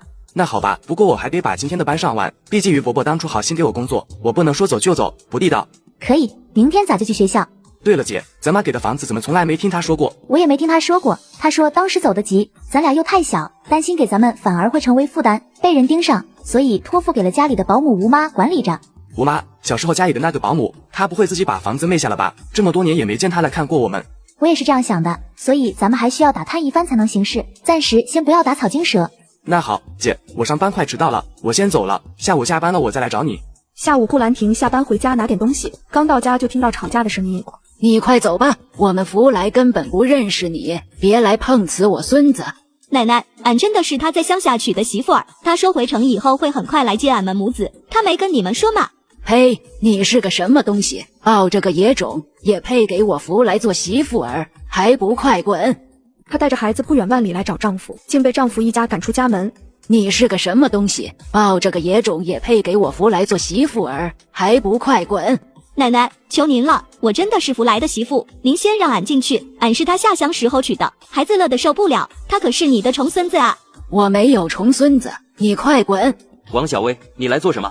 福来，你终于回来了，快让俺进去，俺赶路过来，身上的钱都花光了，可算是等到你了。陈福来下意识的反应就是躲开，他已经跑得这么远了，没想到还是被王小薇找到了。福来，你不是说你回来安顿好了就来接俺们母子吗？你知道吗？俺们有儿子了，你看，俺们的儿子已经3个月了。王小薇，你走吧，我可以给你钱，以后不要再来找我了。你自己看看，你和我根本不是一个世界的人，强行在一起是不会幸福的。反正我们当初没扯这，不如我给你一些钱，你拿上回老家带着孩子好好生活。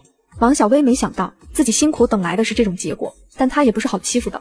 陈福来，你个没良心的，我辛苦为你生下儿子，你说好回城就来接我们，现在我找过来，你却要抛弃我和你的孩子，有你这么不要脸的吗？我们娘俩以后可怎么过啊？还不如死了算了。王小薇这一闹，顿时吸引了不少人过来。你个小贱货，再胡说我撕了你的嘴！我们福来什么时候跟你生孩子了？我这个当奶奶的怎么不知道？你胡乱捏造事实，我要去公安告你。陈福来，你是不是男人？敢做不敢认，一回城就把我们抛弃，我真是看错你了。我不知道你在说什么，你别想把自己跟别人生的野种赖在我身上。你既然说我千辛万苦为你生下来的孩子是野种，陈福来你个怂货，你身上哪个地方俺不知道？你在这装什么童子鸡？那好，以后他就没有爸爸了，俺一个人也能把他养大，俺诅咒你一辈子都生不出儿子。你个小贱人，看我不打死你！这时顾清欢过来找弟弟，也看到了这一切。姐，我们过去帮他一把，你看他老婆子下手挺狠的。你谢谢吧，去了也是帮倒忙，人家说不定还以为你跟他有一腿呢。先看看吧，有这么多人在这，他吃不了什么大亏。这时门口进来一个熟悉的身影，是陈招娣。顾清欢和顾兰亭下意识躲在人群后面，生怕被陈招娣发现。这陈福来竟是陈招娣的亲弟弟。姐，你说陈招娣和陈家人是不是还经常联系呢？我也不知道啊，先看看吧，也许我们可以从这里入手打击顾允川和那对母女。王小薇是吧？你和孩子我们是不可能接受的，你在这里闹也没用，我给你50块钱，你还是先回家吧。王小薇也知道陈福来不可能留下他，但50块钱就想打发他也不可能。我辛苦给他生儿子，他不要孩子不说，可我这一辈子已经被他毁了。你们这样对我，还不如让我去死了算了，你们也不用担心我赖上你们了。王小薇，你别太过分，我现在还能给你钱，要是再过一会，你1分钱也别想要到。那好，我要200块，你给钱我马上就走，以后陈福来和我完全没有关系，他也没有儿子。姐，你给他吧，我不想要这个贱女人。那好，这是200块，你马上滚，以后不要出现在我们面前。姐弟俩正在屋里谈事情，就听到门被敲响了。顾姐姐，我刚才看见了你，来给你打声招呼。你们谈妥了吗？接下来你准备怎么办？陈福来的姐姐给我200块钱，还给写了一张断亲书，说是以后这个孩子就跟他们家没有关系了。我看那个陈福来也是个没有担当的，躲在女人后面作威作福，你就算进他家也不会有好日子的。摆脱了这种烂人，你应该放鞭炮庆祝才是。接下来你打算怎么办呢？姐，俺不敢回家，出来之前跟爹妈保证过一定会找到娃他爸，现在弄成这样子，回去还怎么见人？姐，要不然我先住你那边，把这边疼给他先安顿几天吧。可以，我弟弟租的这个房子还有半个月才到期，先借你住着，等你哪天想清楚了，或者想回家，把钥匙给我们送过来就可以。不过我劝你还是尽早回家，你一个人在外面，家里父母怎么能心安？顾姐姐，顾小哥，你们姐弟俩都是俺的大恩人，如果没有你们，俺这一路上还不知道会怎么样。不客气，我们还有事情，就先走了。渣男抛妻弃女，陷害前妻一家，还带着前妻的财产和小三结婚。就在渣男坐拥财富时，前妻的女儿却让他身败名裂。顾清欢换上一身乞丐装，来到父亲的化工厂。爸，你怎么这么狠的心啊？果然应了那句话，有了后妈就有了后爹。你不是人啊！那个女人冤枉兰亭，把她打得血肉模糊，赶出家门，你也不问一句找一找，她是不是你亲生的？虎毒还不食子，你连畜生都不如啊！顾清欢，你在这里胡说八道什么？别瞎说，影响我的名声。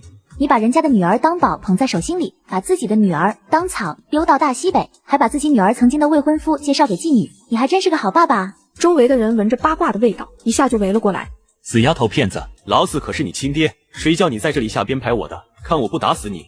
你打啊，刚好打下去，我们父女的情分就没有了。反正我也是被你放弃的女儿，以后你只要你的继女和小儿子，我和兰亭都不是你的孩子了。早就听说顾会计跟前头划清界限，重新娶了一个，还生了小儿子，没想到对自己的女儿这么狠心。对呀，对自己亲生的孩子视若无睹，反而把继女捧在手心里，脑子不是坏了是什么？顾允川气猛了，他要是真打下去了，还不知道旁人该怎么编排他。你胡说什么？我不是让你家阿姨每个月给你邮10块呢，10块钱还不够你花。至于那云念舟非要跟清月好，那是我能决定的。什么1个月10块钱？我下乡1年多，1分钱1封信都没有收到。你个死丫头片子，明明每月都寄给你了，还说没有收到。如果我说谎，就让我穿肠烂肚而死。顾允川不敢相信的瞪大眼睛。那从前我让他每个月给你们10块钱的零花钱呢？也没有。没有，自从你跟他结婚以后，我跟兰亭每个月最多拿1块钱。是呀，明摆着这是夏淑华骗了你，看把这小姑娘给欺负的。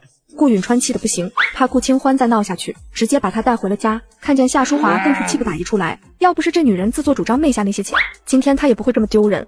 夏淑华，你整天在家就是吃闲饭的吗？叫你做啥事也做不成。顾允川，你干什么发这么大的火？我招你惹你了？夏淑华这才注意到门口的顾清欢。欢好，你怎么变成这样了？乡下的日子苦了你了，难得回来，阿姨等会给你烧几个合胃口的菜。这女人向来会演戏，如果没有原身的记忆，还真分辨不出她的虚情假意。饭菜就不必了，我怕你下毒。把你那一套收起来。我问你，我让你每个月固定给欢欢寄的10块钱，你为什么没有寄？夏淑华没想到是这件事儿露馅了。我寄了呀，我每个月都有寄的。欢欢你没收到吗？谁知道这中间出了什么差错？会不会是邮递员自己昧下了？我听说有些乡下地方刁民很多的。那我请问，你把这钱寄到哪里的？寄了10多回，我想你应该记得地址吧？反正就是大西北，具体位置我哪里记得那么多？我每次都是拿着本子去记的。这就奇怪了，忘了告诉你们，我下乡之前被临时调配到东北了。难道西北有一个同名同姓的顾清欢？那之前的生活费呢？我让你每个月给2个孩子10块钱，你给的多少？我这不是想着咱们家里孩子多，开销大，能节约一点是一点吗？合着你克扣我们生活费就是节约，给陈招娣花钱买东西，给自己买漂亮衣服，天天打麻将的时候，怎么不想着节约呢？顾允川被这女人当猴耍这么多年，气不打一处来，直接一拳头就招呼过去了。我让你克扣，我让你节约，我让你打麻将。顾清欢，我现在被打成这样了，这下你满意了？什么叫我满意了？难道是我让你昧下钱的吗？真是恶人先告状，你不过是挨了一顿打，但你知道我们姐弟俩这几年是怎么过来的吗？这点痛苦就受不了了。渣男抛弃妻子，陷害妻子一家，还带着妻子的财产跟小三别婚，没想到女儿用一招让他身败名裂。顾清欢，抛妻弃女将你们家财产卷走的是你爸，你没事给我下什么套？难道是我让你昧下钱的吗？你不过是挨了一顿打，就能抵我们这些年受过的苦吗？爸，你知道这些年我是怎么过来的吗？欢欢，你受苦了，爸会为你做主的。我也是没有办法，我以为你不管我们了，才跑到厂里去闹。如果不是他昧下钱，我就不会生病的时候没钱医治，最后把自己嫁给了村里人。那男人还带着2个孩子，我这一生都赔上了。顾允川有些愧疚，夏淑华则是暗爽，这个小贱人竟然嫁给农村人，还带着2个拖油瓶。看你干的好事，把我的孩子毁了，你的女儿马上就要嫁入豪门，这下你高兴了？你这个毒妇！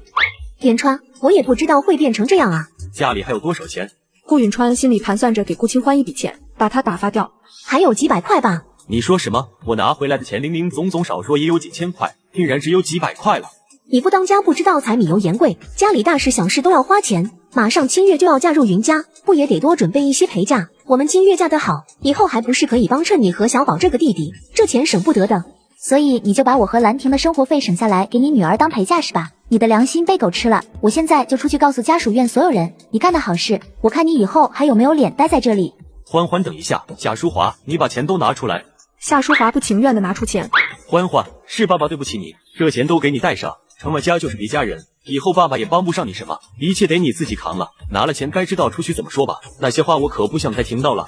顾允川这席冠冕堂皇的话，其实就是用钱堵住顾清欢的嘴，让他以后别来了，他放弃这个女儿了。爸，我当然明白你的意思。话音刚落，陈招娣就回来了。妈，怎么回事？你怎么被打成这样了？顾清欢，你回来做什么？你这话就有点搞笑了，这是我的家，我想来就来，想走就走，还需要跟你报告吗？我是问你怎么突然回来了？那天你带的2个孩子是谁家的？欢欢，你家那个男人也跟着一起来了。怎么了？既然一家子都来了，我们清月这周末就要跟念舟办婚礼了，不然留下吃完酒席再回去吧，毕竟这可能是你这辈子最后一次回城里了。他心里当然是想让顾清欢去出丑，被人取笑的。好啊，我和清月姐妹一场，到时候我肯定是要去祝贺的。时候不早了，我也该回去了。第二天，顾允川的事情就在厂子里传得不可开交，就连他妻子夏淑华的事也被扒了出来。允川，你老实跟我说，你真不知道你老婆的事情？你在说什么？我老婆有什么事是我不知道的？我也是听厂里其他人说的，他们说有人看到你老婆每个月都给前夫家送生活费，一送就是20块钱，说你老婆还跟她前夫还藕断丝连，不清不楚，你那个小儿子也不知道是不是你的种，还说你是绿毛龟，帮别人养儿子，这些都是谁说的？顾允川一口气没上来，直接倒下去了。醒来后，他马上来到陈家渡的筒子楼，把所有事都打听得清清楚楚。陈家爷们那厉害的前妻，听说儿嫁给了好人家，还每个月给前头这个20块钱生活费，送的可准时了。那陈家爷们机械厂的工作还是前妻出钱给买的，陈老婆子还显摆他家有个摇钱树，想要多少这夏淑华就给多少。要是自己儿子有这么厉害的前妻就好了，离不离婚真没什么要紧的，跟一家人一样。顾允川听到这里，怒气不打一处来。她用丈夫的钱养前夫一家，甚至将丈夫的儿女赶出家门，让自己的女儿过上大小姐生活。夏淑华，你背着我接近你前夫，拿着我的钱偷男人，还花钱给他买工作，你知道现在外面怎么说我的吗？说我顾允川是个绿毛龟，头上戴了顶绿帽子还不自知，这都是你干的好事。言川，不是那样的，外面的人都是胡乱编排，你要相信我，我真是为了咱们好。陈家当初不放我走，为了跟你在一起，我才答应每个月给他们20块生活费的，还有买工作的事情也是被逼的，不是自愿的。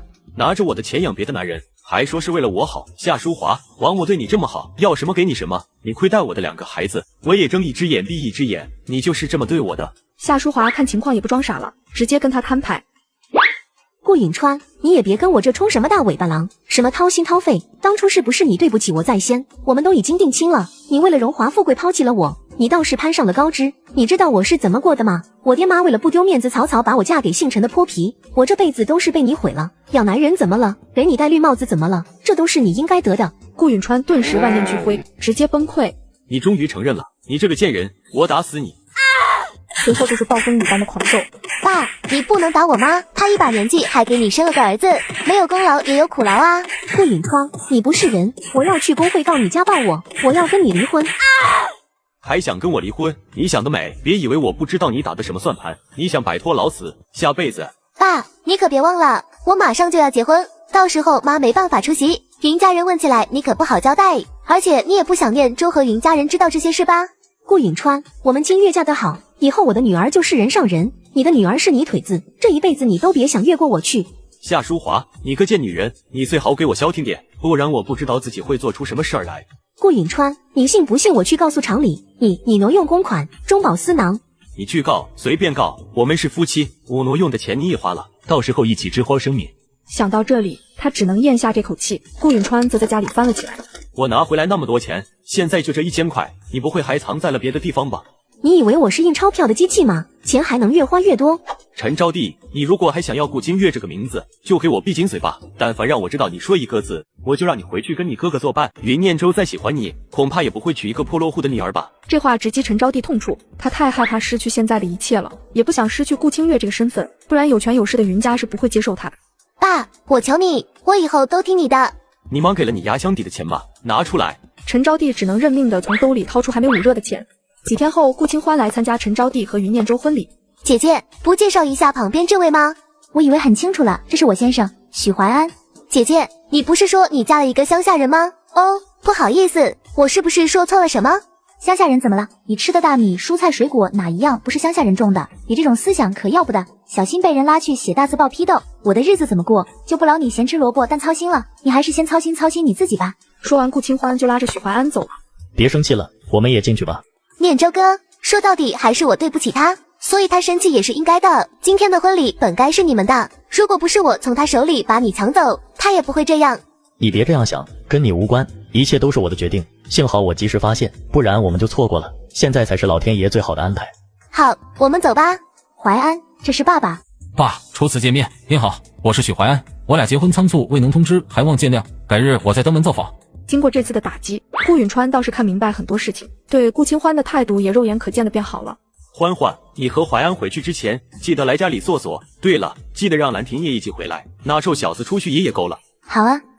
他私自挪用3000万公款，却被妻子拿去养前夫一家，最后自己被送去监狱踩缝纫机。顾允川，刚刚接到有人举报，你涉嫌伪造公章、虚开巨额发票、私自挪用公款且数额较大，请你跟我们走一趟配合调查。我可以先跟我闺女说2句话再走吗？可以。欢欢，这些年爸爸对不起你，以后好好过日子。你奶奶好多年没看到你们姐弟俩，得空去看看她老人家。顾清欢一脸懵，顾允川不提，他都忘了原身还有个亲奶奶。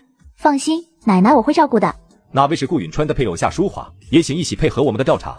夏淑华被吓破胆，激动地喊道：“跟我没有关系，什么事都是他做的，你们不能抓我。事情都是顾允川干的，我妈也是受害者，是无辜的，你们还没有调查清楚，不能乱抓人。”我们不会随便冤枉任何人，今天只是请你协助调查，如果你确实没有参与犯罪，就不用担心。说完，顾允川和夏淑华便跟着公安走了。云家好歹也是有头有脸的人家，怎么会给儿子找这样的媳妇儿？你可不知道，其实这媳妇儿是念周自己定的，老两口子都不同意。这婚算是成了吧？刚结婚，老丈人就成了犯罪分子，这日子还怎么过？顾清欢不想再看云家收拾烂摊子，便和许怀安走了。他们去看了原生的奶奶。孩子，多年不见，你都长这么大了，兰亭还好吗？这是你男人吧？奶奶，兰亭有事没过来，我改天带他过来看你。这是我男人许怀安。小伙子看着真精神，那天听你爸说你在乡下结了门亲，我还一直担心，看来我杞人忧天了。小伙子不错，你们俩以后好好过。奶奶，我爸他……顾清欢不知该怎么跟奶奶说顾允川的事，担心他受不了，没想到他好像已经知道了什么。我老了，管不了那么多了，这是他自己的命，是他让你来的吧？您怎么知道？他前2天来找过我，他这辈子做了许多糊涂事，既然人都进去了，前尘往事你们也都忘了吧？这些钱是他让我帮忙保管的，如果有一天他出了事，让我一定交给你和兰亭，也算是他作为父亲对你们的忏悔。没想到最后顾允川竟然会把自己的家当交给我和兰亭，只可惜这份迟来的亲情原生感受不到了。事后顾清欢也开始着手收回小洋楼的事情，拿着2栋小洋楼的房契去报案，带着公安闯进小洋楼。吴妈，好久不见，你进来可好？大小姐，你怎么来了？我不来怎么知道你鸠占鹊巢，还过得这么滋润呢？穿着土布衣服，坐在这真皮沙发上，还真是一点也不配。吴妈见他连警察都带来，扑通一声跪下来。对不起，大小姐，我猪油蒙了心。我看你不是猪油蒙了心，你是黑了心肝。当年你在我家做保姆的时候，我母亲把你当半个家人，待你不薄吧？你就是这么回报她的吗？我妈照顾你们姐弟多年，没有功劳也有苦劳。顾小姐，让我们住一下又不会怎么样，你何必搞这么大阵仗，上纲上线的？你妈在我家工作，我们不仅支付她工资，还给她很好的待遇，这是你情我愿的事情。怎么照顾了我们几天，我就得把你们供着？今天真是见识了，人不要脸，天下无敌。大小姐，你别跟他一般见识，我错了，我求你看在过去的份上，饶了我这一次吧，我保证马上把房子腾出来还给你，搬得远远的，再也不让你碍眼。吴妈在钟家做了很多年，很清楚钟家人正直善良，不会赶尽杀绝，所以她这次想利用这份善良让自己脱身，可惜她打量错了。房子你是肯定要腾的，吃进去的也必须吐出来。我这辈子最讨厌的就是忘恩负义的白眼狼，徐警官，还要麻烦你们了。不一会，吴妈和她男人就以非法侵占他人财产罪名被带走了。穿越80年代，我靠着预知未来的能力救下煤矿100条人命，上一秒还在讽刺我的厂长，下一秒直接给我跪下。你爸私自挪用我们厂那么多公款，你还有脸过来，真不识好歹，赶快滚，否则待会死都不知道怎么死的。我说你是有病吧，我来是找你们厂长的，好狗不挡道，快让开！竟敢来我们厂里闹事，给我上，把他们打出去。2名保安，许怀安刚冲2脚就把灯踹飞了。都给我住手！你们是干什么的？大白天在厂门口闹什么闹？刘厂长，她是顾允川的女儿，她爸挪用我们公司公款，这女人又到我们厂里来闹事，我正要把她赶走，没想到她男人却把我们打了。眼前这男子应该就是煤矿厂长刘青红了。我记得小说里这刘厂长就是因为这次矿难，造成100多个工人死伤，最后踉跄入狱。算算时间，应该就是今天。刘厂长，你们厂煤矿要出大事故了，如果不赶紧处理，后果不堪设想。小姑娘，你刚才说什么？你少在这里胡说八道！我们煤矿在刘厂长的英明带领下，那可是蒸蒸日上。你不会是因为你爸入狱来伺机报复的吧？你在胡乱栽赃我媳妇，小心我的拳头让你1个月起不来床。现场顿时一片寂静。刘厂长，我没有乱说，你们煤矿井下有严重的安全隐患，要是不及时处理，很快就会发生瓦斯爆炸，到时候100多人全都会埋在里面。你什么意思？竟在这里诅咒我们？厂长，我看这人就是来故意找茬的。刘厂长，您一定要相信我，你们煤矿的瓦斯检测设备出了故障，不信你就让安检人员去检查一下，你们最近新购的设备都有安全隐患。你怎么知道我们煤矿新采购了一批设备？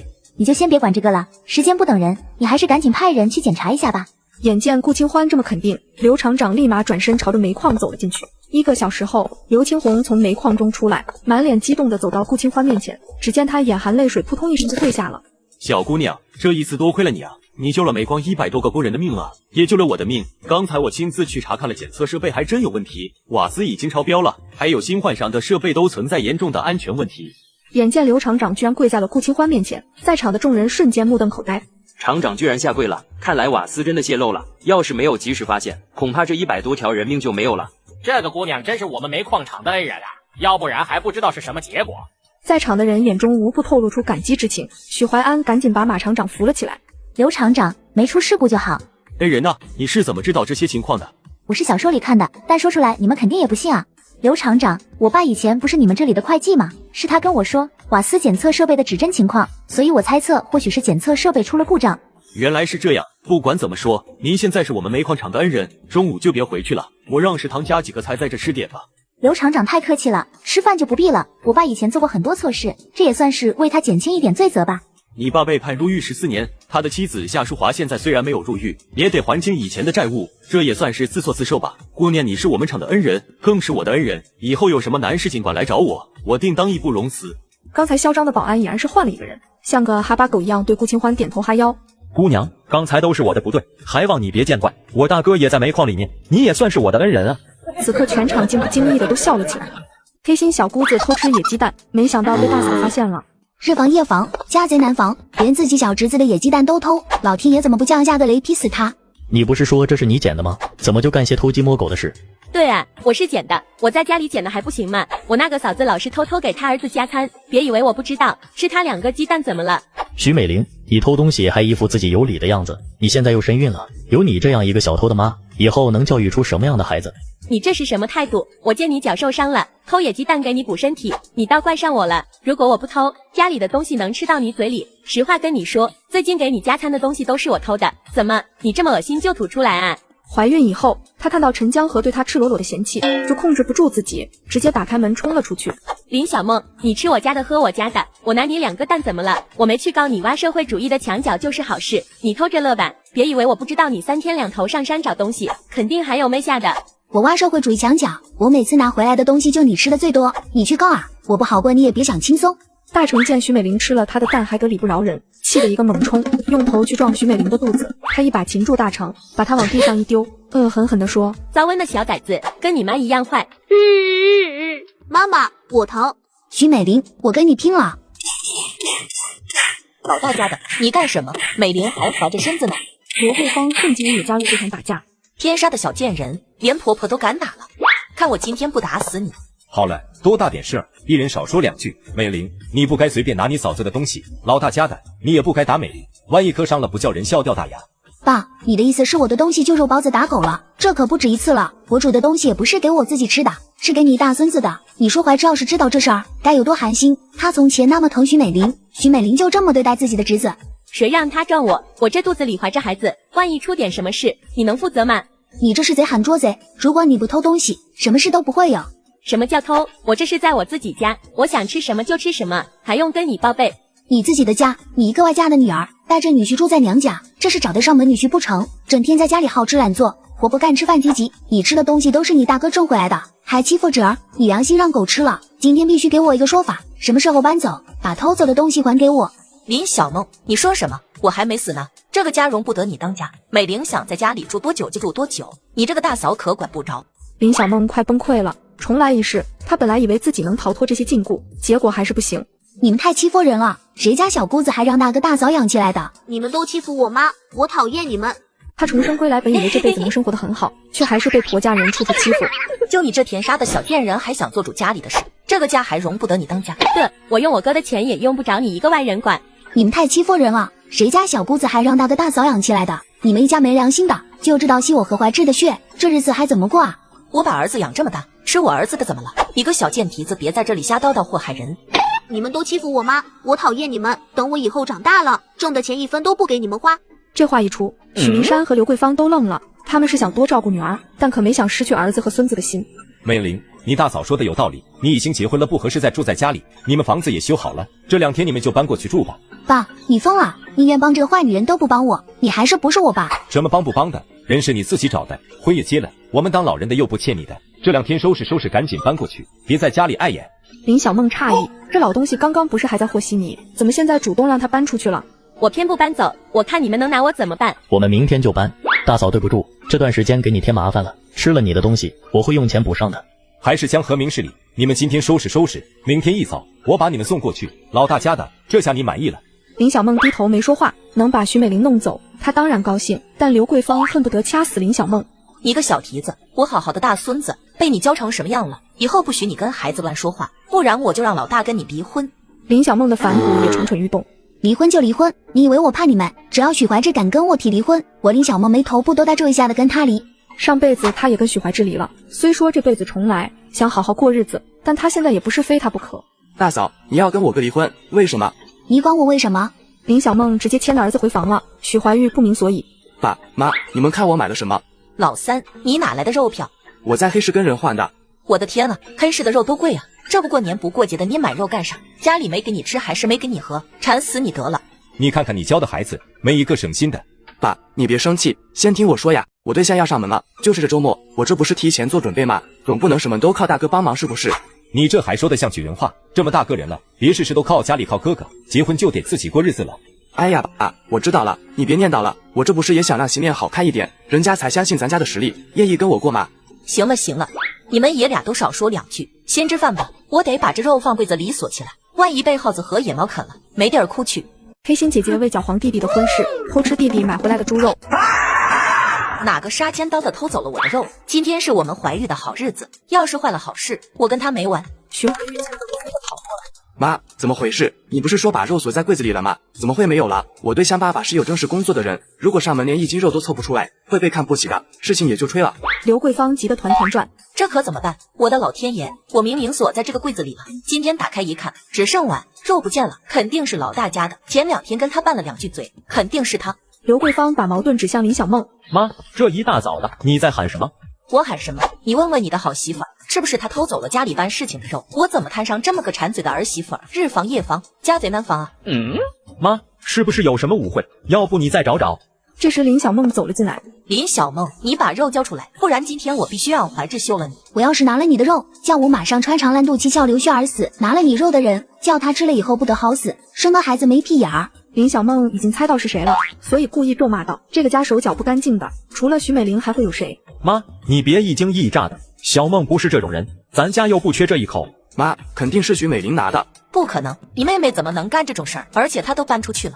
她怎么不能？她连自己侄儿的鸡蛋都偷吃，何况是1斤肉？她肯定偷去给她那个瘸子男人补身体了。搬出去又不是不能回来，你肯定没有防着她是不是？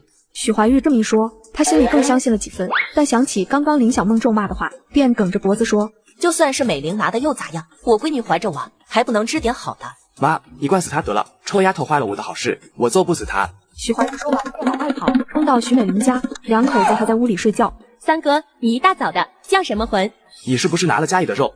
徐美玲顿时心虚，什么肉？我不知道。我不信，除非你敢发毒誓。如果你拿了肉，就让你肚子里的孩子不得好死。许怀玉，你是不是人？这么咒你的亲外甥，我没有你这样的哥哥。如果你没拿怕什么？你知不知道这块肉关系到我的终身大事？你把我毁了，你也别想好过，老子真想揍死你！许怀玉看了看他微微隆起的肚子，又咬牙把手放下，直接冲进了厨房一顿翻煮，最后只翻出来剩下的3两肉。刘桂芳一路跟过来，死你子，馋死你得了！这回我看你怎么收场！你别在家里气坏了，你三哥也恨死你了。什么东西能拿，什么东西不能拿？你难道心里没点成算？以后还想不想要娘家帮衬了？把你大哥得罪了，现在又差点搅黄你三哥的婚事，你怎么不上天你？徐美玲，你给我记住，这事没完。许怀玉轻徐美玲此时也知道害怕了。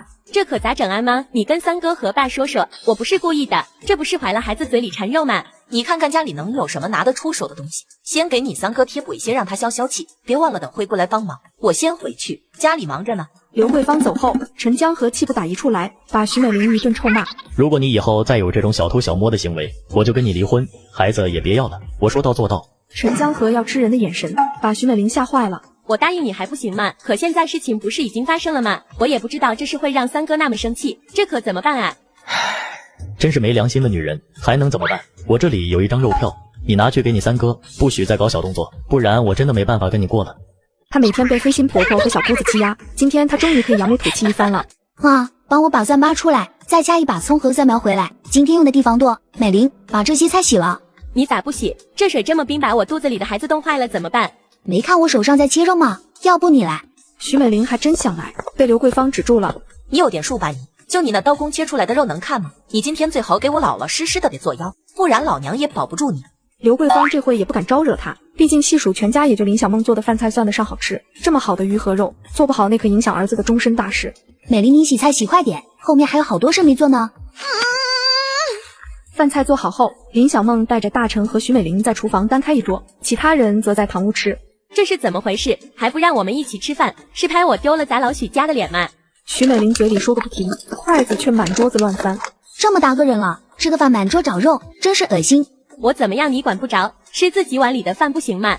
吃完饭后，林小梦见一家人愁容满面，以为今天的相亲垮了。环志，这是怎么了？这家人一定要让怀玉找个工作才能结婚。老大，你好歹是钢铁厂的技工，能不能给你弟在钢铁厂找个临时工？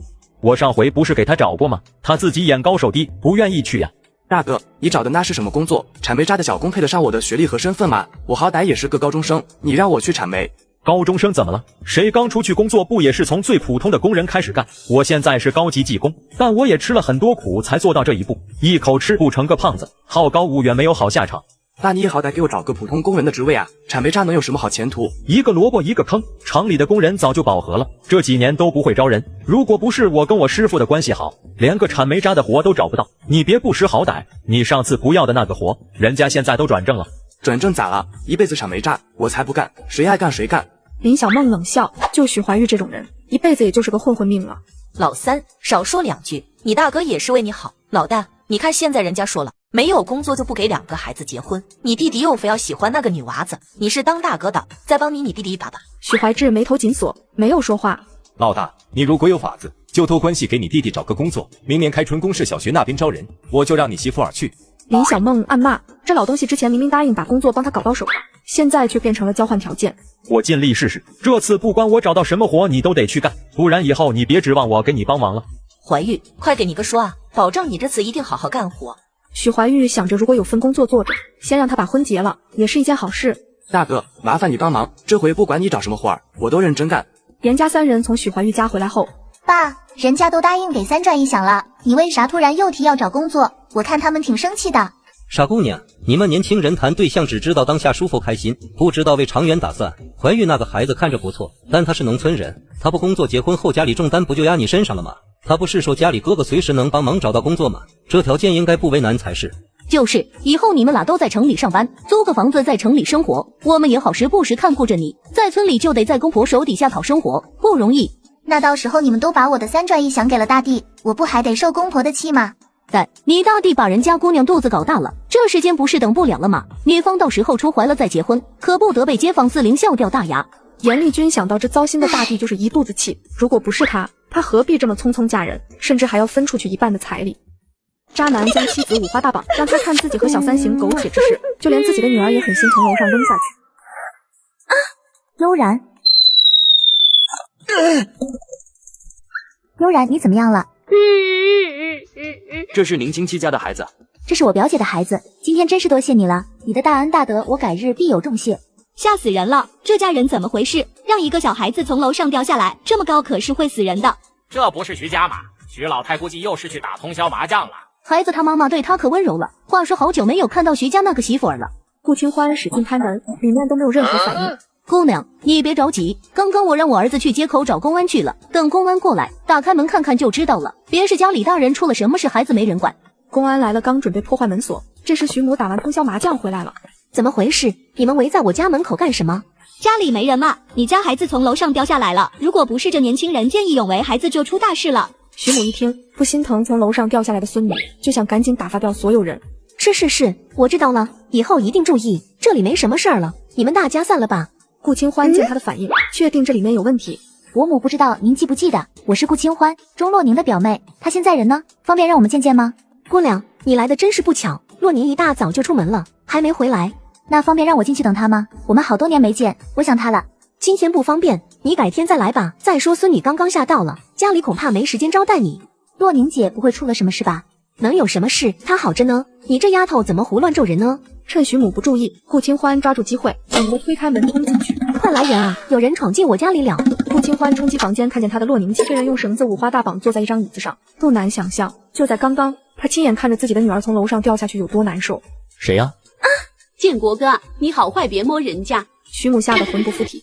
徐建国，你要死了！竟然把这个女人带回来，在家里乱搞，不要命了！此时屋里散落一地衣服，更令人发指的是捆住钟若宁的方向是正对着床的，而且围观的还有他们的女儿小悠然。此时公安也冲了进来，顾清欢把钟若宁解开。孩子，我的孩子从窗户掉下去了。洛宁姐，悠然没事，别拦着我，我要去陪悠然，她一个人会害怕的。洛宁姐，你看看这是谁啊？悠然，我的悠然。妈妈，下一秒，钟若宁轰然倒地，失去了意识。顾清欢发现他的额头和手都烫得厉害，顾清欢当机立断，快刀斩乱麻。两位公安同志，我叫顾清欢，是受害人的表妹，我代表我表姐钟若宁控告她的合法丈夫徐建国搞破鞋、搞婚外情，同时还长期迫害软禁妻子和女儿。徐悠然也因此差点丢了性命。刚才的情况你们都是亲眼目睹的，就不用我多加赘述了。人证物证俱在。至于软禁，你们可以看看这门口的锁头和窗户这里坏掉的锁头，足以证明我的表姐长期被他们锁在这间屋子里无法脱身。请你们一定要秉公执法，不要放过一个坏人。我相信天网恢恢，疏而不漏。你算哪根葱？我还没告你擅闯民宅呢，你还想告我？真是可笑！我可是在革委会工作，你能奈何得了我？公安同志，这是我的家务事，我想你们不会闲到来管别人的家务事吧？渣男将妻子捆绑起来，让他看自己与小三翻云覆雨，就连亲生女儿也狠心从楼上扔下去。公安同志，我要控告他搞破鞋、搞婚外情，还长期迫害软禁妻子和女儿。你算哪根葱？搞破鞋又怎么样？连红卫兵都管不住我，更别提这些公安了。公安并没有给他面子。徐建国是吧？你对妻子的施暴已经构成了故意伤害和非法拘禁，请跟我们走一趟。我要是不去呢？公安同志，我儿子是革委会的，你们可要想清楚了。请跟我们走一趟，不然我们只能考虑武力制服了。徐建国只能配合的跟着走，不过他底气十足，觉得没人敢把他怎么样。徐建国的姘头见状缩在后面，生怕自己也被牵连。顾清欢则赶紧把母女俩送医院去，但到楼下发现贺强一直甩手臂，好像有些不得劲。你怎么了？对不起，顾同志，我这只手也不知道是咋了，不太得劲，可能不方便送你去医院了，我再给你叫个车。你把车留下，跟我们一起去医院检查看看。我担心你是刚刚接孩子的时候手臂伤了，你放心，所有的花费我来承担，没问题更好，花钱买安心。把钟若宁安排好后，刚好遇到带着大宝和贝贝的许怀安，他做完治疗准备回去。怎么了？这是出什么事了吗？事情太多，来不及跟你解释，你先帮我照顾一下洛宁表姐，我先去看看贺强伤的怎么样了。大宝和贝贝见妈妈牵着别的小孩，马上警觉地盯着悠然尽是打量。大宝、贝贝，你们先跟爸爸去，妈妈马上回来。医生，贺同志怎么样了？手臂脱臼了，倒不是什么大事，就是复位后需要用夹板对关节进行固定，完全恢复得1个月。医生，能不能不上夹板？我感觉现在好多了，家里还供着弟弟妹妹们读书，1个月不上工是不行的。医生，你给他上夹板吧，我马上去交钱。贺同志，你放心带夹板，好好养着，不然以后落下病根可不好。这1个月的误工费我双倍给你，还有营养费、治疗费我都包了，不用担心。姐，这怎么好意思？他有心拒绝，又实在说不出口，家里的几口人等着吃饭呢。有啥不好意思的？救人的时候我可没跟你客气，这会儿你也别跟我客气，我先交钱去了。等顾清欢交完钱过来，医生已经麻利的把夹板给他戴上了。回去这几天别碰水，不要干重活，1个月后来取夹板就可以了。贺同志，这是125块，其中100块就当成给你这个月不能出车的双倍误工费，不知道够不够？剩下的是营养费，受了伤回去买点好吃的补补。姐，你给的太多了，我1个月报去租车的钱，最多能落个30块就不错了，100块太多了，你给我50就行。至于营养费就算了，我操人一个养几天就好了。那不行，你今天救的不仅仅是悠然，还救了我表姐她们母女俩的命，可比这些钱贵重多了。总之你叫我一声姐，以后咱就是异性姐弟，不管你遇到什么困难都可以来找姐，我能帮的一定不推辞。贺强听了顾清欢的话，微不可察的红了眼眶，也没再推辞了。办完事情后，顾清欢把许怀安叫到门外，简单的跟他讲述了早上发生的事情。这次真是太惊险了，你不知道，如果不是贺强手疾眼快冲上去接住孩子，我都不敢想没了孩子洛宁姐的余生该怎么活下去。回来这么久也没说去看他们母女俩，都怪我，要是早点发现，事情也不至于这样。顾清欢，你不是神明，预判不了别人的未来。现在你已经做得很好了，不必自责。换个思路想，如果今天你不去看他们，就不可能救下悠然，可你偏偏去了，不是吗？可是我一想到他们母女俩经历的这些折磨，我就好难受，心像被针扎了一样。这个世界上怎么会有这样的父亲和丈夫？所以婚姻到底给女人带来了什么？许怀安好想告诉他，这个世界上不是只有徐建国那样的男人，可现在不是说这些的时候。别想太多，当务之急是要想办法帮表姐脱离徐家。还有你说那个徐建国貌似在革委会工作，咱们要做好准备，接下来可能是一场恶战。你撞破了徐建国搞破鞋的事情，咱们或许可以利用这件事情来逼他跟表姐离婚。你说的对，现在还不是赶上的时候，这一场博弈还未分胜负，我得为他们母女俩撑着。让你敬酒不吃吃罚酒，你要是再这样，我就打一壶开水全给你灌到嘴里。徐建国，你不是个东西。你还有力气说话了是不是？把你女儿从2楼扔下去，看你还有什么好说的。孩子，我的孩子呢？妈妈，悠然，太好了，你还活着。钟若宁经历激烈的情绪起伏，顾清欢本以为他会精神上受不了，结果很快就振作起来了。欢欢，谢谢你救了悠然，也救了我。若宁姐，一家人不说两家话，你感觉好些了吗？需要喝水吃东西吗？你的肠胃恐怕不舒服，喝点粥吧。许怀安去买点粥。好的，若宁姐，你先好好休息。你结婚了？是啊，在乡下结的，他是退伍军人，带着2个孩子，对我不错，就一起过日子了。小欢欢也长大了，不过你的眼光比姐姐好。他刚刚注意到了，许怀安的目光一直追随着顾清欢，温柔且坚定。哈哈，一般。若宁姐，你先休息一会吧。欢欢，我经历了这么多，没什么不敢提的。你还没告诉我，徐建国后面怎么肯放人的？顾清欢见他还算平静，便把事情原本的跟他讲了一遍。这般那般这般，可能真是冥冥之中自有天意，让悠然碰到了好人。若宁姐，我有一件事情想问你，关于徐建国你是怎么想的？我要跟他离婚，我想让他们一家人身败名裂，净身出户，让他们得到应有的惩罚。徐建国这个狼心狗肺的畜生，他毁了我的一生。说到最后，钟若宁哽咽的话变成了无声的哭泣，这段日子所有的痛苦都化作一颗颗泪珠倾泻而出。姐，你放心，我一定不会放过徐家人的。顾清欢在心里暗暗下定决心，这次用上所有手段，都要让徐建国身败名裂。姐姐，我叫贝贝，你叫什么名字？悠然从小不被待见，受过心理伤害，有一些自闭，没有理他。哥哥，姐姐不想理我们。你好，我叫许星辰，这是我妹妹许星月。你几岁了？我们能一起玩吗？悠然闻言露出羞涩的微笑。你听不到我们说话吗？他们尝试了各种方法，都没有让悠然开口说话。顾清欢出来的时候，就看到大宝和贝贝沮丧着脸。妈妈，姐姐为什么不理我们？悠然，这是大宝哥哥，这是贝贝妹妹，以后你们就可以一起玩。大宝、贝贝，悠然不是故意不理你们的，只是他现在不想说话，但你们说的他都明白，咱们耐心的等等他，好吗？妈妈，知道了，我一定照顾好妹妹。妈妈，我也会好好跟姐姐玩的，姐姐不想说话也没关系。此时悠然的小肚子发出饥饿的召唤。姐姐，你肚子饿了吗？我带了巧克力给你吃。悠然求救一样的看向顾清欢。妹妹给你的，收下吧。你能跟妹妹说句谢谢吗？悠然眼神闪烁，马上躲到顾清欢身后。她不想说，也不会说。妈妈，没关系的，姐姐不说谢谢，我也愿意给她的。贝贝真棒，悠然，照理说你应该跟妹妹说谢谢的。不过阿姨知道你现在还没有准备好，咱们先牵着，等你想说了再告诉妹妹好吗？这一次，悠然竟然轻轻的点点头。妈妈，姐姐点头了。渣男家暴还抛妻弃女找小三，就连女儿都被他长期虐待成自闭症。欢欢，我梦到悠然又从楼上掉下去了，血，好多血，我怎么擦都擦不干净。洛宁姐，梦都是反的，你看悠然好好的在这里睡得正香呢。顾清欢担心把悠然吵醒，把钟若宁扶到客厅。欢欢，我想洗澡，我的手脏了，我浑身都好脏，徐建国把我弄脏了。顾清欢知道他肯定是想起了昨晚发生的事情，觉得犯恶心了。洛宁姐，别怕，你还有悠然，还有我们，以后再没有人能伤害你。你知道吗？这几年我有无数次都想结束自己的生命，带着悠然一起。生活的重压让我喘不过来气，孩子的病情让我痛恨自己，丈夫的背叛和侮辱让我伤心绝望，来自公婆和外人的闲言碎语、攻击侮辱让我无数次崩溃，狼狈不堪。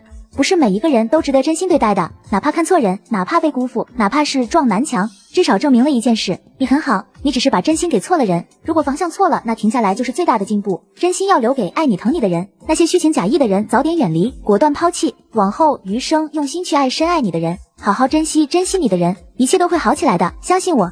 顾清欢用他的3寸不烂之舌，总算把钟洛宁安抚好了。翌日，顾兰亭从学校回来了，看到钟洛宁手腕上的纱布，瞬间脑补了很多。洛宁姐，是不是徐家人欺负你了？我做他丫的。你激动什么？凡事能不能动动脑子？顾清欢把发生的事情跟顾兰亭说了一遍。巴拉巴拉巴拉巴拉。不管怎样，我一定要给洛宁姐讨个公道。你现在去，连徐建国的面都见不到，人在公安那里拘留着呢。我们现在应该想办法怎么把徐建国按死，不让他有翻身的余地。你揍他一顿，只能把自己也送进去。姐，那咱们现在怎么办？说实话，顾清欢也不知道该怎么办。徐建国是革委会的人，但凡中间有人护着他，这事儿就悬了。你上次说岳母的那个老同学，不知道他能不能帮忙打听1、2？对啊，我怎么把徐叔叔忘了？虽然辖区不同，但他打听消息总是比我们强一些的。我下午去找他。姐，你忘了之前帮你换地方的张叔叔，他不是也在革委会工作吗？咱们还能找他问问情况。下午就去问问情况。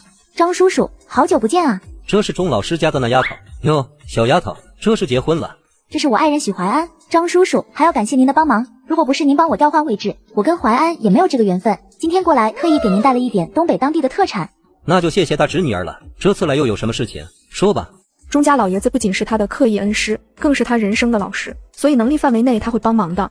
张叔叔，这次来确实有些事，我想跟您打听一个人的情况。顾清欢也不隐瞒，把徐建国的事情说了。巴拉巴拉巴拉巴拉。徐建国这个人进了革委会以后，他马上就拍上了革委会主任的马屁，暗中帮主任处理了很多污糟事，如今深受器重，在革委会有主任和副主任同时罩着，可以说是横着走的，想必派出所那边也会从轻处置，到最后说不定就大事化小，小事化了。顾清欢的心沉到了谷底。徐家人这么欺负洛宁姐，难道就这么算了？多谢张叔告诉我们，你也不可能为了这件事情和自己的上司对着干，您如履薄冰才有今日，这件事我们会自己想办法。说完，许怀安就带着顾清欢离开了。许怀安看着顾清欢无助的样子，心疼不已，心里默默想着，如果有些人真的要罔顾律法护着徐建国，那就别怪他不顾体面，自己动手了。首长好。好小子，好久不见，精神不错，你怎么会在京师？男人名叫唐振业，是许怀安从前军区的老首长。首长，我媳妇儿专门带我来京市治疗的。对了，给您介绍一下，这是我媳妇儿顾清欢，欢，这是我从前的老首长。老首长好。您好，还没恭喜你们小两口新婚大喜。对了，怀安，你的病怎么样了？看起来精神头倒是比之前好多了。这是唐振业最关心的问题，如果他能好起来，唐振业将毫不犹豫地召回。老首长挂怀，还是老样子。不过我现在已经在积极配合心理医生治疗，想必很快就会有效果。你是我见过最有毅力的兵，我相信你一定可以战胜病魔，重回顶峰。等你好了，从前的位置还是你的，我在部队等你。许怀安没有马上回答，现在有了顾清欢，他犹豫了。如果他真的好了，能抛下顾清欢再次回到部队吗？希望吧。唐振业看出他的犹豫，也没说什么。我马上要赶去参加一场会议，结束以后，我们爷俩再坐下好好聊聊。难得来一次京师，听说全聚德的烤鸭不错，晚上我请你们小两口去尝尝。行，那晚上6点，全聚德，不见不散。同样都是畜生，抛妻弃女的渣男，却坏事做尽，仍然逍遥法外。就在徐建国被叔叔带走后，没想到革委会却力保他。徐建国很受革委会的器重，恐怕这事我们目前讨不到什么好，估计很快徐建国就会被无罪释放了。怎么会这样？难道坏人就应该逍遥法外吗？太过分了！你们不用为我费心，徐建国不就是想让我承认自己有外心，狼狈的离开徐家，给他后面的人腾地方吗？我满足他就是了，反正无论如何他都不可能让我全身而退，名声算什么？只要以后能和悠然好好过日子就好。洛宁姐，你没错，凭什么要退让？是他徐建国对不起你，辜负背叛了你，认错的应该是他。还能有什么办法？我们也不能让革委会主任改口啊！欢，不要为我的事情涉险了。徐建国那个人睚眦必报，心狠手辣，你们要是出点事，我可怎么跟姑姑交代？洛宁姐，其实我还有一个破釜沉舟的法子，也许还真能影响革委会的决定，只是不知道你愿不愿意接受，因为这可能会让你以后面临很多闲言碎语。什么法子？如果真的能让徐建国付出代价，什么后果我都愿意承担。其实那天早上闯进你们房间的时候，我拍下了徐建国和那个女人的照片，这些照片足以让徐建国身败名裂。如果我们再利用一下舆论，哪怕是革委会主任也不敢冒天下之大不韪去保他。可我们怎么引导舆论呢？不会去贴大字报吧？这样太慢，直接登报纸。只是有一点，如果真的走到这一步，意味着洛宁姐你的事情全民皆知，会承受来自于外界的各种压力。我不怕的，只要能让那个畜生付出代价，怎么都值得。许怀安，你还记得来京市的时候采访我的那个记者徐丽吗？他说他是人民日报的记者，还给咱们留了联系方式呢，咱们先找他问问去。对，咱们明天一早就去。谈完事情后，顾清欢和许怀安准时去和老首长赴约。我看你们早上从革委会出来，是有什么事情吗？许怀安简单的提了几句钟若宁的事情，老首长又问了一些许怀安病情恢复的情况。许怀安把自己的病情发展轨迹全部都跟老首长讲了一遍。当老首长得知他一整年时间被捆在床上，都要放弃生命时，顿时红了眼眶。怀安，你受苦了，对不起，我没有了解到你的情况。老首长，您日理万机，我的事都是小事。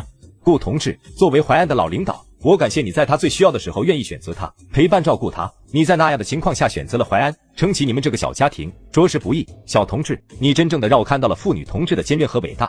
老首长您谬赞了，我们也只是万千退伍军人家庭的一个小缩影，不值一提。我从小就崇拜军人，从我嫁给他的那天起，我就告诉自己，他用一身的病痛换来的军功章，我来替他守护。顾清欢的话顿时让唐振业肃然起敬，要是所有的军嫂都有他这样的觉悟，军人的大后方就稳了。怀安，如果你的病真的能好，希望你能考虑回来。我一直觉得你是天生的兵王，不管多久，只要有我唐振业在，永远有你的位置。许怀安感动得红了眼眶，老首长对他的有知遇之恩，他至死也不会忘。唐振业回到住所，马上安排小刘去查钟若宁的事情。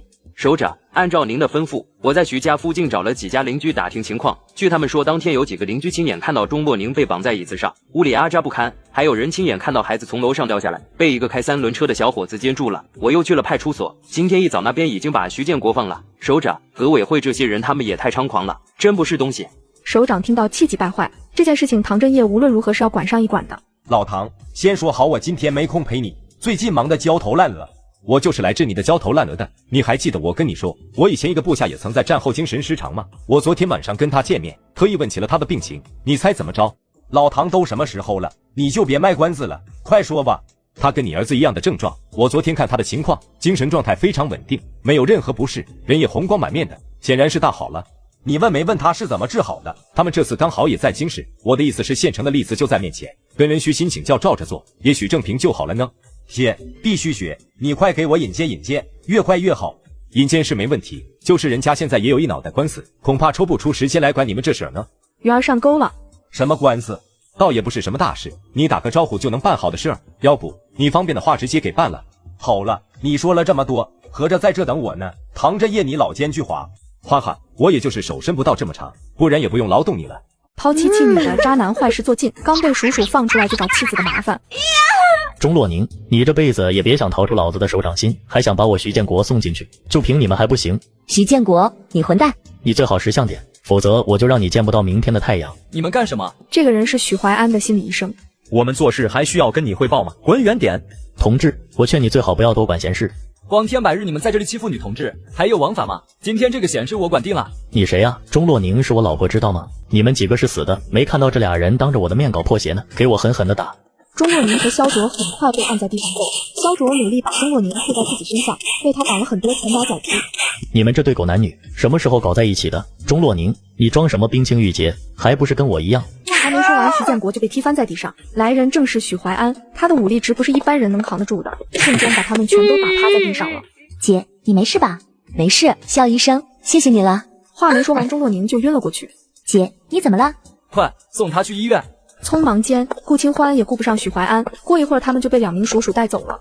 警官，你知道我是谁吗？你知不知道我早上刚从你们总局放出来，还是你们总局的领导亲自批的？你做事最好掂量着点。许怀安控诉你当街殴打他的表姐，你的合法妻子，人已经昏迷送医院了，情况是否属实？这你可就冤枉我了。钟若宁背着我搞破鞋，我和几个红卫兵同志刚好碰上，就起了冲突。没想到这个许什么安的冲过来，二话不说就把我们打成这样。我要求验伤，必须让他去劳改。许怀安吐出一口老血，见过无赖的，没见过这么倒打一耙的。正在这时来了一群人，带头的是方志海。是许怀安吗？我是，请问有什么事吗？唐振业你总认识吧？是他托我帮忙的，我们聊聊吧。你放心，徐建国不会再影响你们的生活了。多谢您从中周旋，满意就好。听老唐说，你也曾经在战后得过一些心理方面的病，能说说你的具体情况吗？许怀安马上反应过来，是老首长提过的那位好朋友，他儿子也得了战后心理障碍综合症。是的，我在2年前的一次任务以后，患上了严重的心理疾病，因为情绪失控伤人被迫退伍。是这样的，我儿子现在也出现了跟你一样的状况，我希望你能帮帮我，以后你们但凡遇到什么事，我方志海义不容辞。我爱人确实有一些独特治疗方法，我需要跟他商量，以后再给您回复，行吗？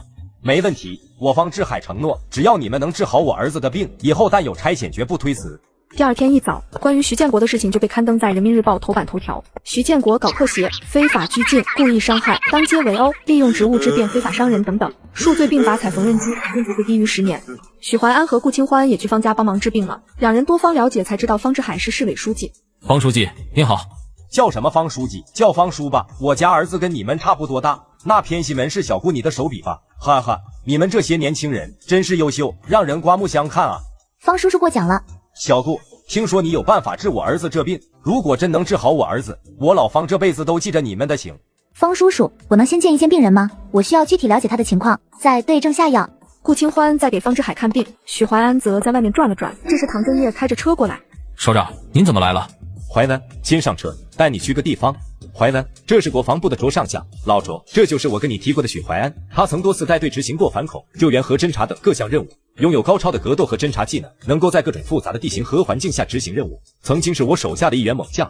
这次会议期间出了恐怖事件，需要高素质的兵先头组成作战小队去执行一项特殊任务。卓一凡想探探许怀安的底。好久没练了吧？给你找了几个人练练，怎么样？怕不怕？不怕。好小子，去吧，尽力就行，好好打我不会害你的。卓将，这人什么来套啊？你把我们全部叫来，不会是让我们都跟他打一遍吧？怎么，你们害怕了？开玩笑，您什么时候见我们怕过？就是这小子够不够我们揍啊？别给打残了。是啊，我一个人就能把他放倒，何必叫大家一块过来？就是，我们随便哪个人都能把他撂倒，你等着瞧好吧。话别说得太满，更别掉以轻心。这小子可是真正上过战场，从尸山血海里淌过来的，被揍趴下了。别怪我没提醒你们，唐上将可跟我夸下海口，说你们一队人都拿不下他，今天可得给我争口气。卓一凡也担心自己的兵掉以轻心，毕竟这小子可是715的唯一幸存者，绝不是一般的兵能比的。你们等着，我先去给你们打个样。他是精神有问题被迫退伍的老兵，可就算是孤狼特别突击队全员出动也没打过他，反而是突击队被打得满地找牙。哈哈哈，怎么样？我没骗你吧？我带出来的兵一个顶6个，还是你最厉害，行了吧？你跟他说了没有？他同意去吗？他现在可不是咱们队伍里的人，是不受咱们调遣指挥的。淮南，现在国防部这边遇到了一点难题，一波恐怖分子秘密潜入京市近郊，他们藏身在京郊的一处山脉中，随身还携带着武器。国防部一时间找不到擅长山地作战的人来做小队长，你愿意走一趟吗？若有战，召必回，这是每个军人的使命，我责无旁贷。好小子，我就知道你不会让我失望。今天晚上我们就开始计划，你先搬来部队吧。翌日一大早，顾清欢家门被拍得叮咚作响，没想到是徐建国的爹娘。他表妹洛宁在吗？他不在，请你们离开。闺女，我们真的有很重要的事情找他，麻烦你帮帮忙。乐莲，钟洛宁，我知道你在这里。钟洛宁在里面听到徐母熟悉的声音，不由得浑身一颤。徐悠然也连忙害怕地缩进他怀里。你们到底想做什么？已经判了跟徐建国离婚，以后咱们两家就没有关系了。徐父也是个阴险狡诈的，他直接一跪，大声喊道：我求你了，让我见见钟洛宁，我有很重要的事情跟他说。小洋楼附近的人都围了过来。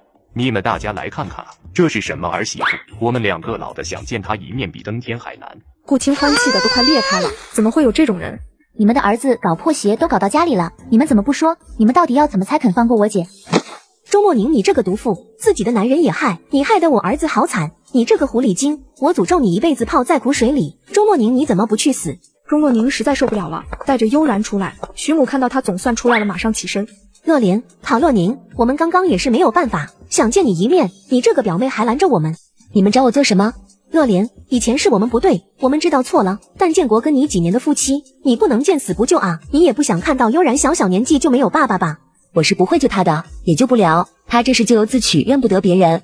你救得了？我们问过了，公安那边说，如果你愿意写一篇谅解书，他就能轻判，我们再交些钱也就没事了。是啊，你把谅解书一写，咱们把建国接出来，一家人好好过日子，以后就算你不能生，我们也不逼你，一家人没有隔夜仇，你就救他，三妈求你了。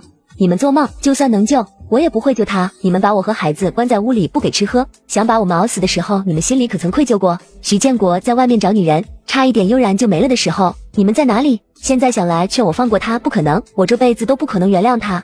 你这不是好好站在这里吗？悠然也没事啊，夫妻吵架床头吵床尾和，你跟自己的男人较什么真啊？洛宁，你可想清楚了，你现在孤家寡人一个，没娘家也没婆家，更没钱，你拿什么养活自己和悠然？也不能总住在你表妹家里吧？一个女人带着孩子，没工作没钱，你怎么生活？徐父说的话狠狠地戳在了钟洛宁心上，这也是他最在意的事情。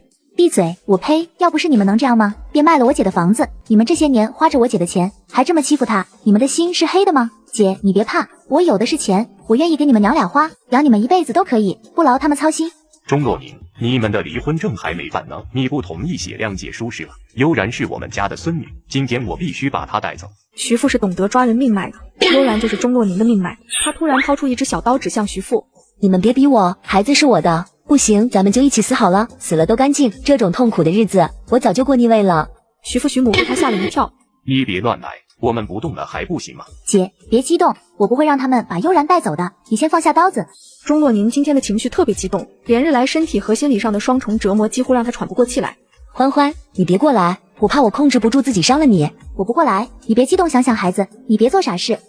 丈夫囚禁妻子孩子，公然把姘头带到家里搞破鞋，坏事做尽，如今锒铛入狱，丈夫的爹娘却赖上被迫害的妻子救他。你们这些狼心狗肺的东西，老天爷真是没长眼睛，我哪怕死也要拉着你们垫背，绝对不会答应救他的。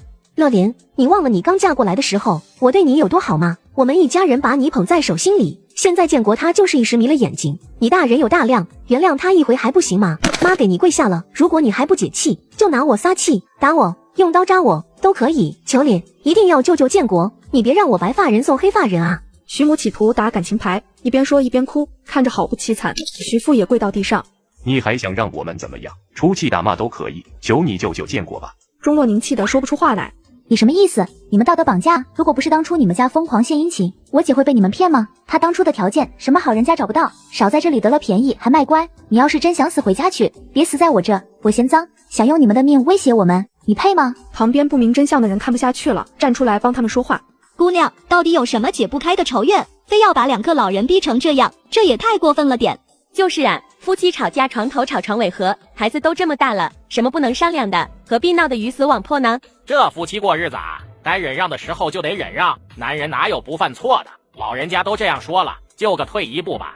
这些人的话像尖刀一样插进钟若宁心里。这时顾兰亭的发小明如雪举着一张报纸冲过来，你们这点口德行不行？站着说话不腰疼，事情没烧到自己头上不知道痛，看到没？人民日报的头版头条都说了她的丈夫囚禁老婆孩子长达1个多月，公然把姘头带到家里搞破鞋，还把自己的老婆捆在椅子上看着，害得孩子差点摔死。这种人你们说什么原谅？脑子没病吧？他们老徐家花着儿媳妇的嫁妆钱，还纵容儿子搞破鞋，想欺人之福。现在出事了，又来各种手段逼钱儿媳妇松口，天下有这样做事的吗？这种人五马分尸都不为过，你们还劝和？喜欢受虐，你们把人领家里去啊！这席话一出，全场人立马明白事情的原委了。嘿，养出这种儿子，父母也不是什么好货色。要我说，早点回去给你们儿子准备后事，这种人老天爷不收都不行。你们怎么好意思来逼人家闺女的？整这一出苦肉计给谁看啊？闺女，对不住啊，我刚刚不知道情况，你可别生气，想开一点，以后就都是好日子了。以后他们再过来，你们就大棒子打出去，再不行就找人帮忙，可别再动刀子了，多吓人啊！几个大叔主动上前把徐父徐母往外拖，这场闹剧才算结束。处理完事情后，顾清欢打算换一身装扮去黑市走一遭。先生，要手表吗？全新梅花牌的，不要工业券。这个男人叫牛壮，是这条黑市老大的喽啰，平时负责在黑市溜达，顺便捞一些油水。梅花牌的，你确定？如假包换，您可以先验货，一只只要200块。货是不错，就是价格。顾清欢明白他的意思。我这里有一批这样的表，至少有50只，你一个人能吃得下吗？牛壮只是个喽啰，他可拿不出这么多钱。你的货太多，我拿不定主意，我带你去见我们老大吧。顾清欢本来就是想找个大 boss 谈一把大生意的。好啊。牛壮领着他去了旁边的一个院子。这是我们福爷。福爷好。听说你有一批梅花手表。不止梅花手表，我还能弄来不要票的自行车和收音机。那你这批手表打算怎么出？一口价200块一只，50只表一共1万块，一手交钱一手交货。程福生只犹豫了大概几秒钟。好，货我要了，但必须先验货再给钱。没问题，我先回去拿货，20分钟以后我会带着货过来，到时候一手交钱一手交货。可以。50个2块钱的手表却被他卖出1万元的天价，而像这样的东西，顾清欢空间里还有很多。福爷，我的货都在这里啦。这自行车我有30辆，缝纫机10台，因为太重没有办法搬过来给你们看货。好，这些全都要。你想怎么个卖法？这笔生意很大，能抵程福生大半年的收入，必须拿下来。福爷好魄力，我也就不跟你绕弯子了。这批货我准备打包卖，所以价格包你满意。自行车百货大楼售价188块，还要自行车票，我给你150块的价，够意思了吧？你倒是打包卖，把钱拿走了，风险全在我这里，利润也薄，不划算啊。福爷，你这可就说差了，我只赚了点零头，大头可都在你这里呢。我是真心想出这批货，价格都没有虚报，都是我的底线。自行车在柜台供不应求，要票的话，你完全可以卖到250块往上。顾清欢的彩虹屁成功的取悦了程福生。哈哈，好一张利嘴，你都这样说了，我不同意岂不是显得我没本事？没有的事，您本事大着呢。那咱们来说说缝纫机吧，百货大楼卖150块，我给你120块钱一台。没问题，都按照你说的办。小姑娘，你就不怕我黑吃黑？他想逼近顾清欢单枪匹马，可顾清欢可是有空间的人，有事就进空间谁也找不着。你眼神清澈，一身正气，一看就是讲道义、有底线的人，所以我不怕。这句话确实取悦了程福生，大家都对他深恶痛绝，还是第一次有人夸他呢。你挺上道，交你这个朋友了，以后有货还可以来找我，我吃不下的货别人也不可能吃得下，遇到我算你运气好，我不动你，至于别的人我就不能保证了。不过他相信顾清欢敢来挣这个钱，也应该有自保的本事。顾清欢看到房间有很多古玩，福爷，您祖上是不是有很多古玩？这些出吗？可以，这玩意儿我多的是，你随便选几样吧。顾清欢一阵狂选，我就要这些了，你算一下，钱从货款里面扣。谈完事情回到家，兰亭一脸疑惑的看着他，姐，你怎么这么晚才回来？你管我呢，赶紧盛饭，今天可把我饿惨了。明如雪也跟着顾兰亭过来了。欢欢姐，今天吃什么？国营饭店的大肉包子，还有豆浆油条呢。要我说，这国营饭店做的包子还是没有我欢欢姐做的好吃。你就吹吧，看我姐能被你吹到天上去不？一对欢喜冤家又开始犟嘴，这时大宝突然想到什么，妈妈，今天邮递员叔叔送来一封信。顾清欢正色打开信看了起来，看完信他有些烦躁，信是钟子君寄过来的，上面写到钟子君遇到危险，被纪林海救了，又问他什么时候回许家村。欢欢，是有什么事吗？我妈出了点事，差点被欺负了，还好纪林海救了她，我担心这件事情不能善了，那人还会欺负她。姐，妈在乡里不会受委屈吧？不行，我们去看看吧，不然我不放心。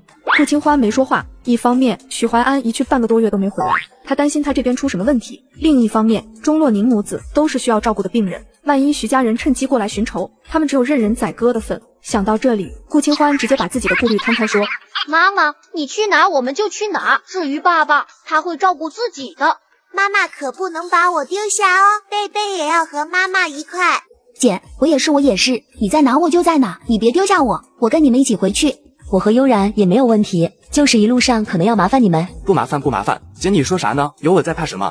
顾清欢也就不再纠结了，索性决定把所有人都带回许家村过年。寒风凛冽，尸横遍野，几个孩子围在他们爹娘的尸体旁边。妈妈，阿玲不要你离开，阿玲不要你死。阿玲不哭，爸爸妈妈看到你哭他们会伤心的，以后大哥照顾你们。你好，我叫顾清欢，你哥哥上次救了我家孩子，把手弄伤了，我们来看看他。我哥哥一早出车去了，现在不在家，你二位是有什么事情吗？这是一个一瘸一拐、肢体极其不协调的小男孩走了过来。姐，谁啊？小孩，有客人来了，你去倒2杯水过来，别忘了冲点我柜子里的红糖。你们别忙了，我们说几句话就走的。2位姐姐难得来一次，我早就听哥哥提起过，你们是我们家的大恩人，就是家里有点憋屈，怠慢了你们。这孩子的腿怎么了？小时候发烧，烧退了以后就这样了。顾清欢心里明白，这应该就是小儿麻痹症。你们爸妈呢？上班去了吗？我们家没有大人了，那年闹饥荒，家里什么吃的都没有了。爸妈为了让我们4个活命，活生生把自己饿死了。那以后就大哥带着我们几个过。小韩的病也是那年落下的，家里太穷没钱给他治。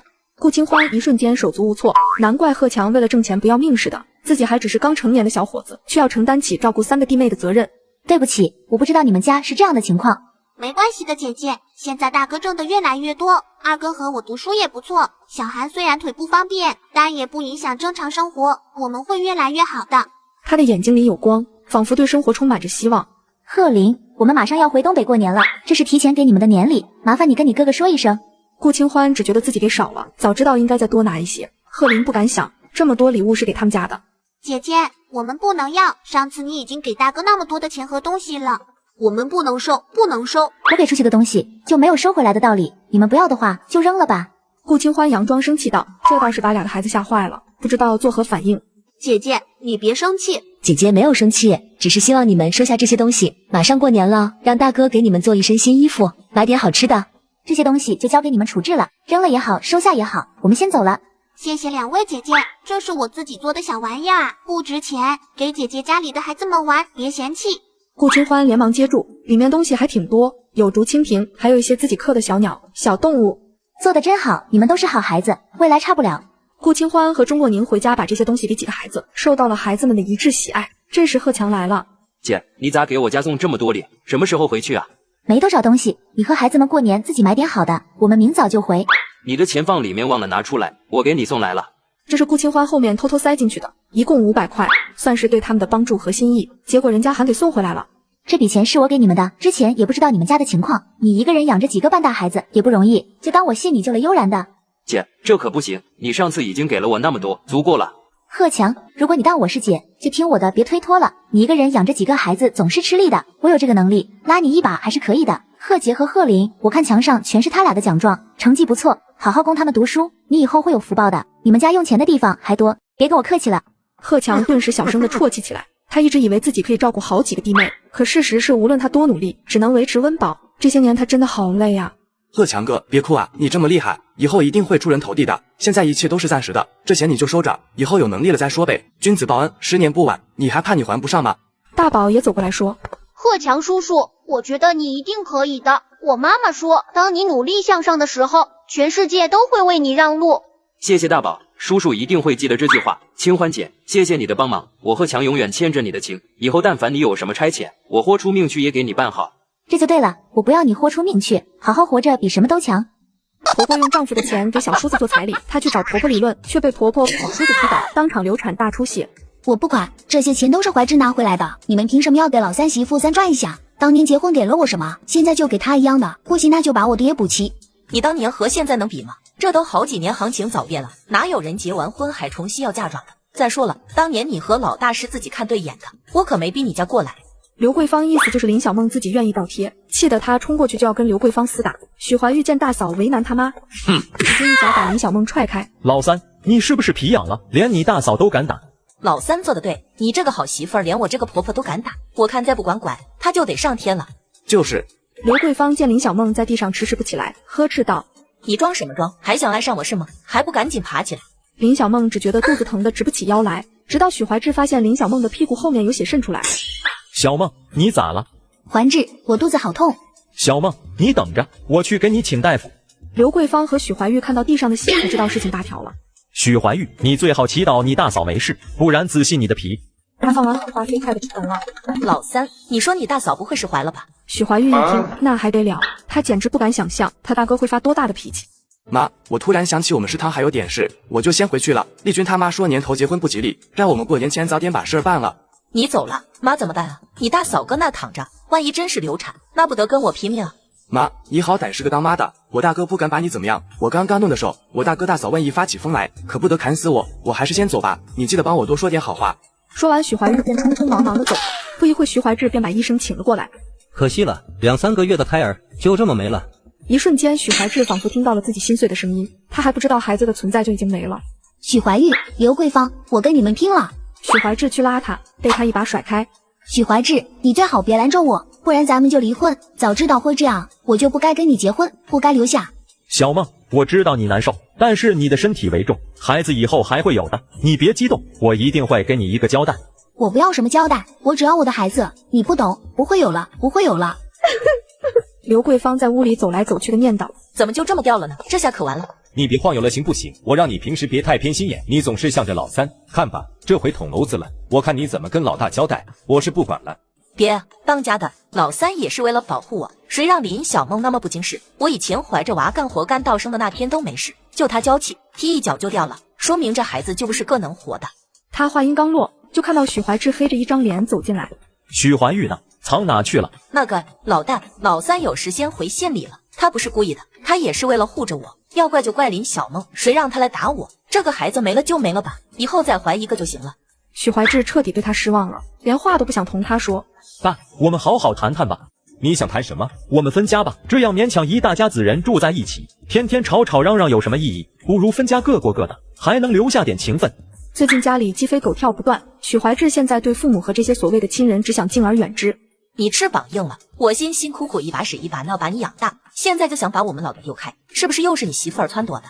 我们分家吧，既然你们这么没有良心，大家各过各的，还能留点情分。你翅膀硬了，是不是又是你媳妇儿撺掇的？今天如果不是他自己要闹腾，怎么会弄到小产？说来说去还是他自己活该。随便你怎么说，不孝也好，总之今天这个家我是分定了。你们这些年偏心老三，我一直睁一只眼闭一只眼，没想到最后害了我自己的孩子。总之这辈子我不想跟老三在一个屋檐下生活，他是你的儿子，不是我的，我养着他这么多年，结果养了一个白眼狼，你不分家，那老三就别想结婚了。许怀志难得在他妈面前硬气了一回。老天爷啊，我养的什么儿子？现在我老了要分我的家。这时林小梦惨白着一张脸走进来。许怀玉那个杀人凶手呢？许怀志，你要是个男人就去县里报公安，你弟弟害得我流产，我要让他去蹲大牢吃花生米，他还想结婚，想屁吃呢！我诅咒他这辈子打光棍，不得善终。你这个该死的丧门星，还敢咒我儿子，我打死你算了。许怀志挡在林小梦面前，不让刘桂芳靠近。许怀志，老娘怎么生了你这么个怕老婆的损货？这个家里有我没他，有他没我，你马上跟他离婚，不然我就一头撞死在柱子上，你信不信？你这个疯婆子，你真敢去死吗？你撞一个试试，死了才好。许明山看着这糟心的一幕，知道这个家再这样下去就要全乱套了。够了，你们都少说两句，分家的事我同意了。如果不是今天老三闯下大祸，他是不想分的。看老大夫妻的态度，今天必须拿出个交代，才能平息这事儿。老大媳妇，我知道你们今天受委屈了。你妈人老了，目光板浅，做事糊涂，你们别和她计较。老三是个混不吝的，但他也不是故意的。我看这事儿就算了吧，别张口闭口的就是报公安，都是家务事，何必闹得这么难看？潜台词就是我都答应你们分家了，老三的事情就算了吧。这个老家伙还不是想保护许怀玉？那好，老天爷不惩罚他，我自己出手。之前一直担心动了许家人的气运会影响我和怀志，现在分家以后，我要亲眼看着老许家的人身败名裂，不得善终。那好，分家后我们不追究许怀玉的责任。刘桂芳见大势已去，也蔫了，一家人请来屯里德高望重的老人做见证，家里的钱财一共有5312块，拿出来的时候，全场都惊呆了。原来老许家这么有钱啊，这可都是许怀安以前每月的津贴和退伍费，老大每个月也挣工资拿回来。这笔钱我打算分成3份，2个儿子各1份，我们老两口1份，1份就是1328块。今后谁给我们养老，我们手里的这笔钱就留给谁。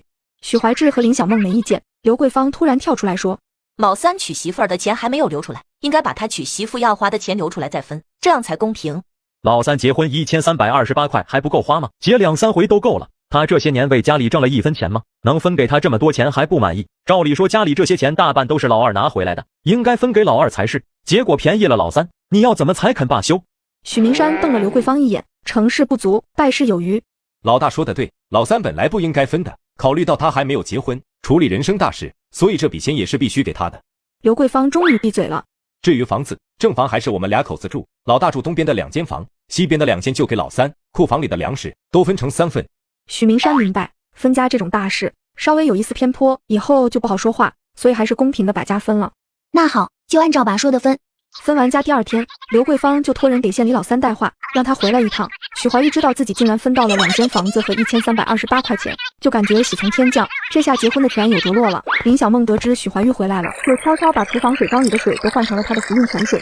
许怀玉，接下来你就等着倒大霉吧，我看你没了一点福运还怎么蹦跶。你结婚怎么就你一个人过来？其他人呢？我们家没有送嫁的人，今天我弟也结婚，家里忙不过来。什么？结婚这么大日子就新娘子一个人来？那彩礼呢？我们家送过去的3转1响什么时候拉过来？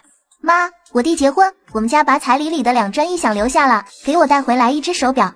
刘桂芳听到这话一口气差点上不来。许怀玉上山摔断了腿，硬撑着参加婚礼，听完这话让他直接昏过去了。你们严家是什么破落户？要靠卖女儿得来的彩礼给儿子娶媳妇儿？我不管，你今天必须把彩礼给我原封不动的送回来，不然我就去告你们。妈，对不起，我也是没办法。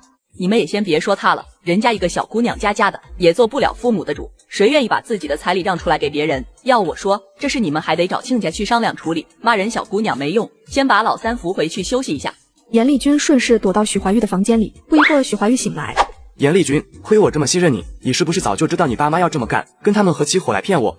海玉，我不是故意的，我弟搞大了女人的肚子，人家说必须拿出3转1响跟他结婚，不然就让我大弟去踩缝纫机，我家实在没办法了才出此下策的。你能不能看在我的面子上，就这么算了，以后我们一起努力，这些东西都可以再买回来的，行吗？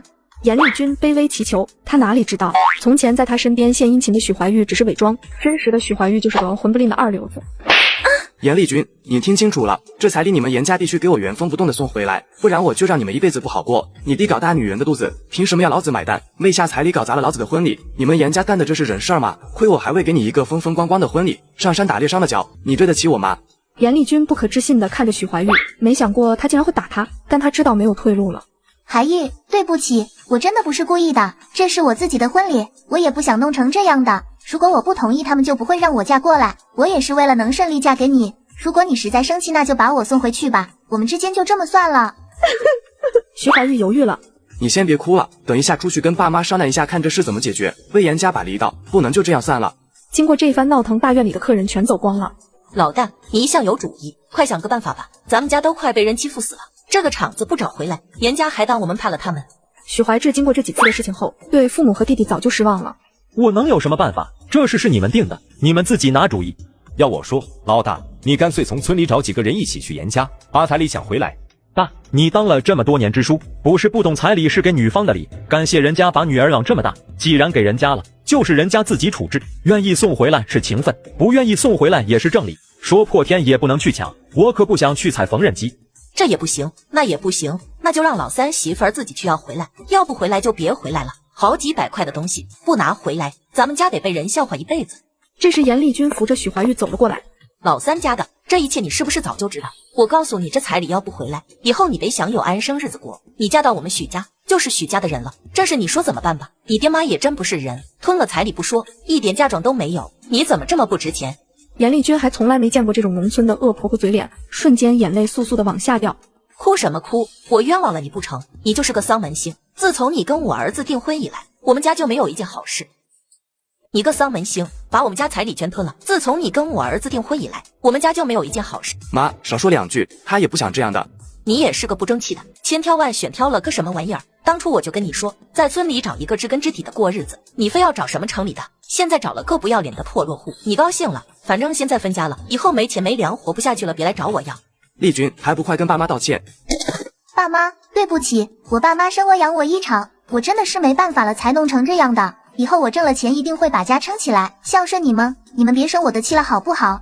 你别跟我说这些没用的，要我原谅你，就一条路，你回娘家去，把我们送过去的彩礼风风光光的给我拿回来。妈，你就别为难他了，咱们还是想想怎么去找他们拿回来吧。怎么呢？你那岳父岳母不要脸到连闺女的彩礼都吞了，我难道还能把他闺女打一顿送回去？那可是三转一响。我看你现在也是娶了媳妇忘了娘，不知道好赖。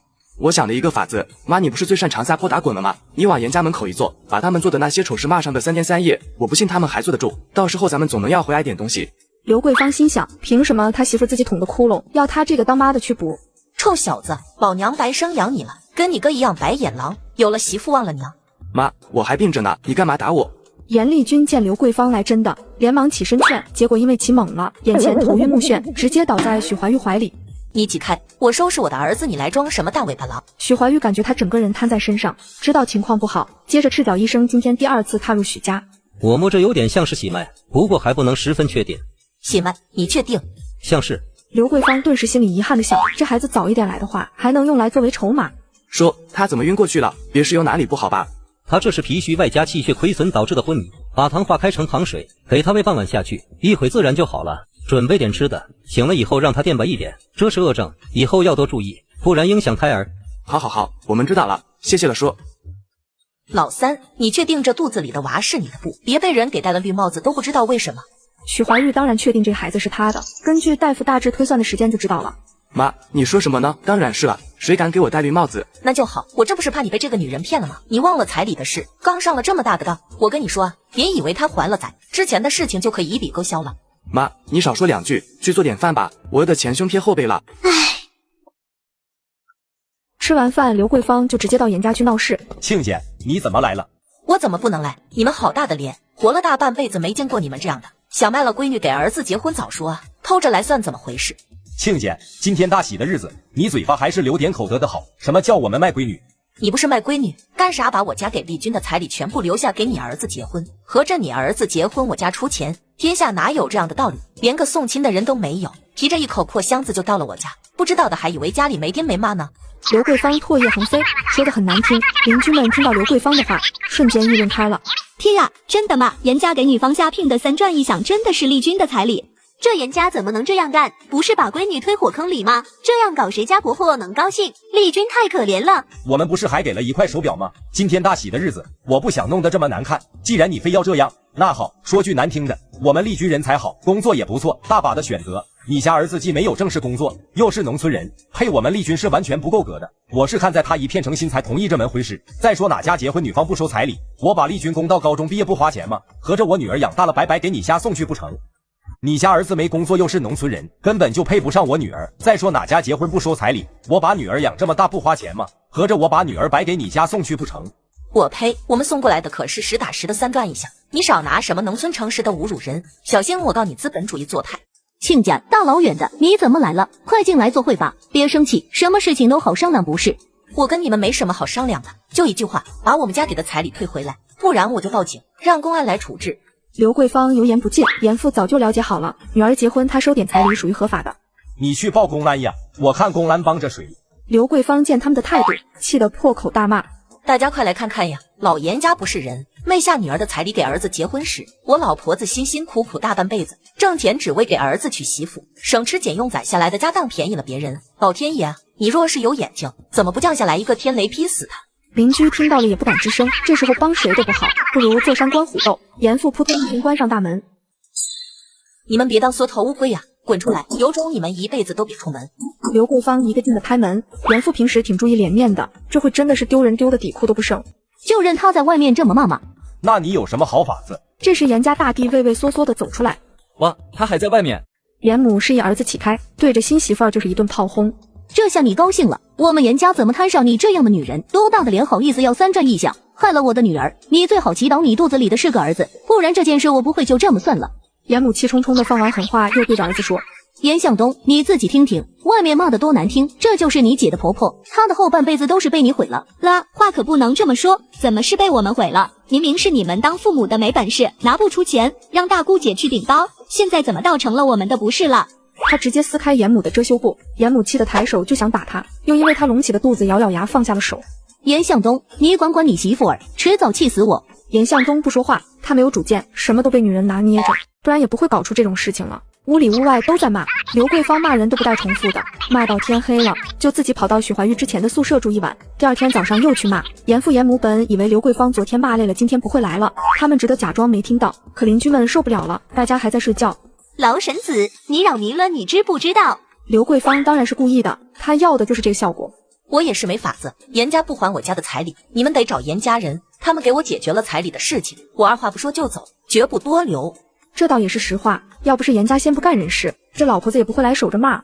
严公，你们家怎么回事？赶紧的把这事儿处理了，明天早上我可不想再听到这些噪音了。叹气去把他们2口子叫起来，商量商量这事儿怎么办。一家人起床，来不及洗漱，在客厅里坐定。向东媳妇啊，这老婆子在外面骂的难听，今天不把她解决了，邻里都得恨上咱们不作为。你们说这事儿怎么办吧？我们老了，家里以后还得看你们的。严向东这个软蛋马上扭头去看他媳妇儿。对，咱们家还没分家呢，当然是由您和妈做主。他可不会管这些破烂事，吃力不讨好。说的好听，我们做主，你就是舍不得把刚到手的3转1响拿出来。当然了，这是向东给我的彩礼，我肯定舍不得拿出来给别人。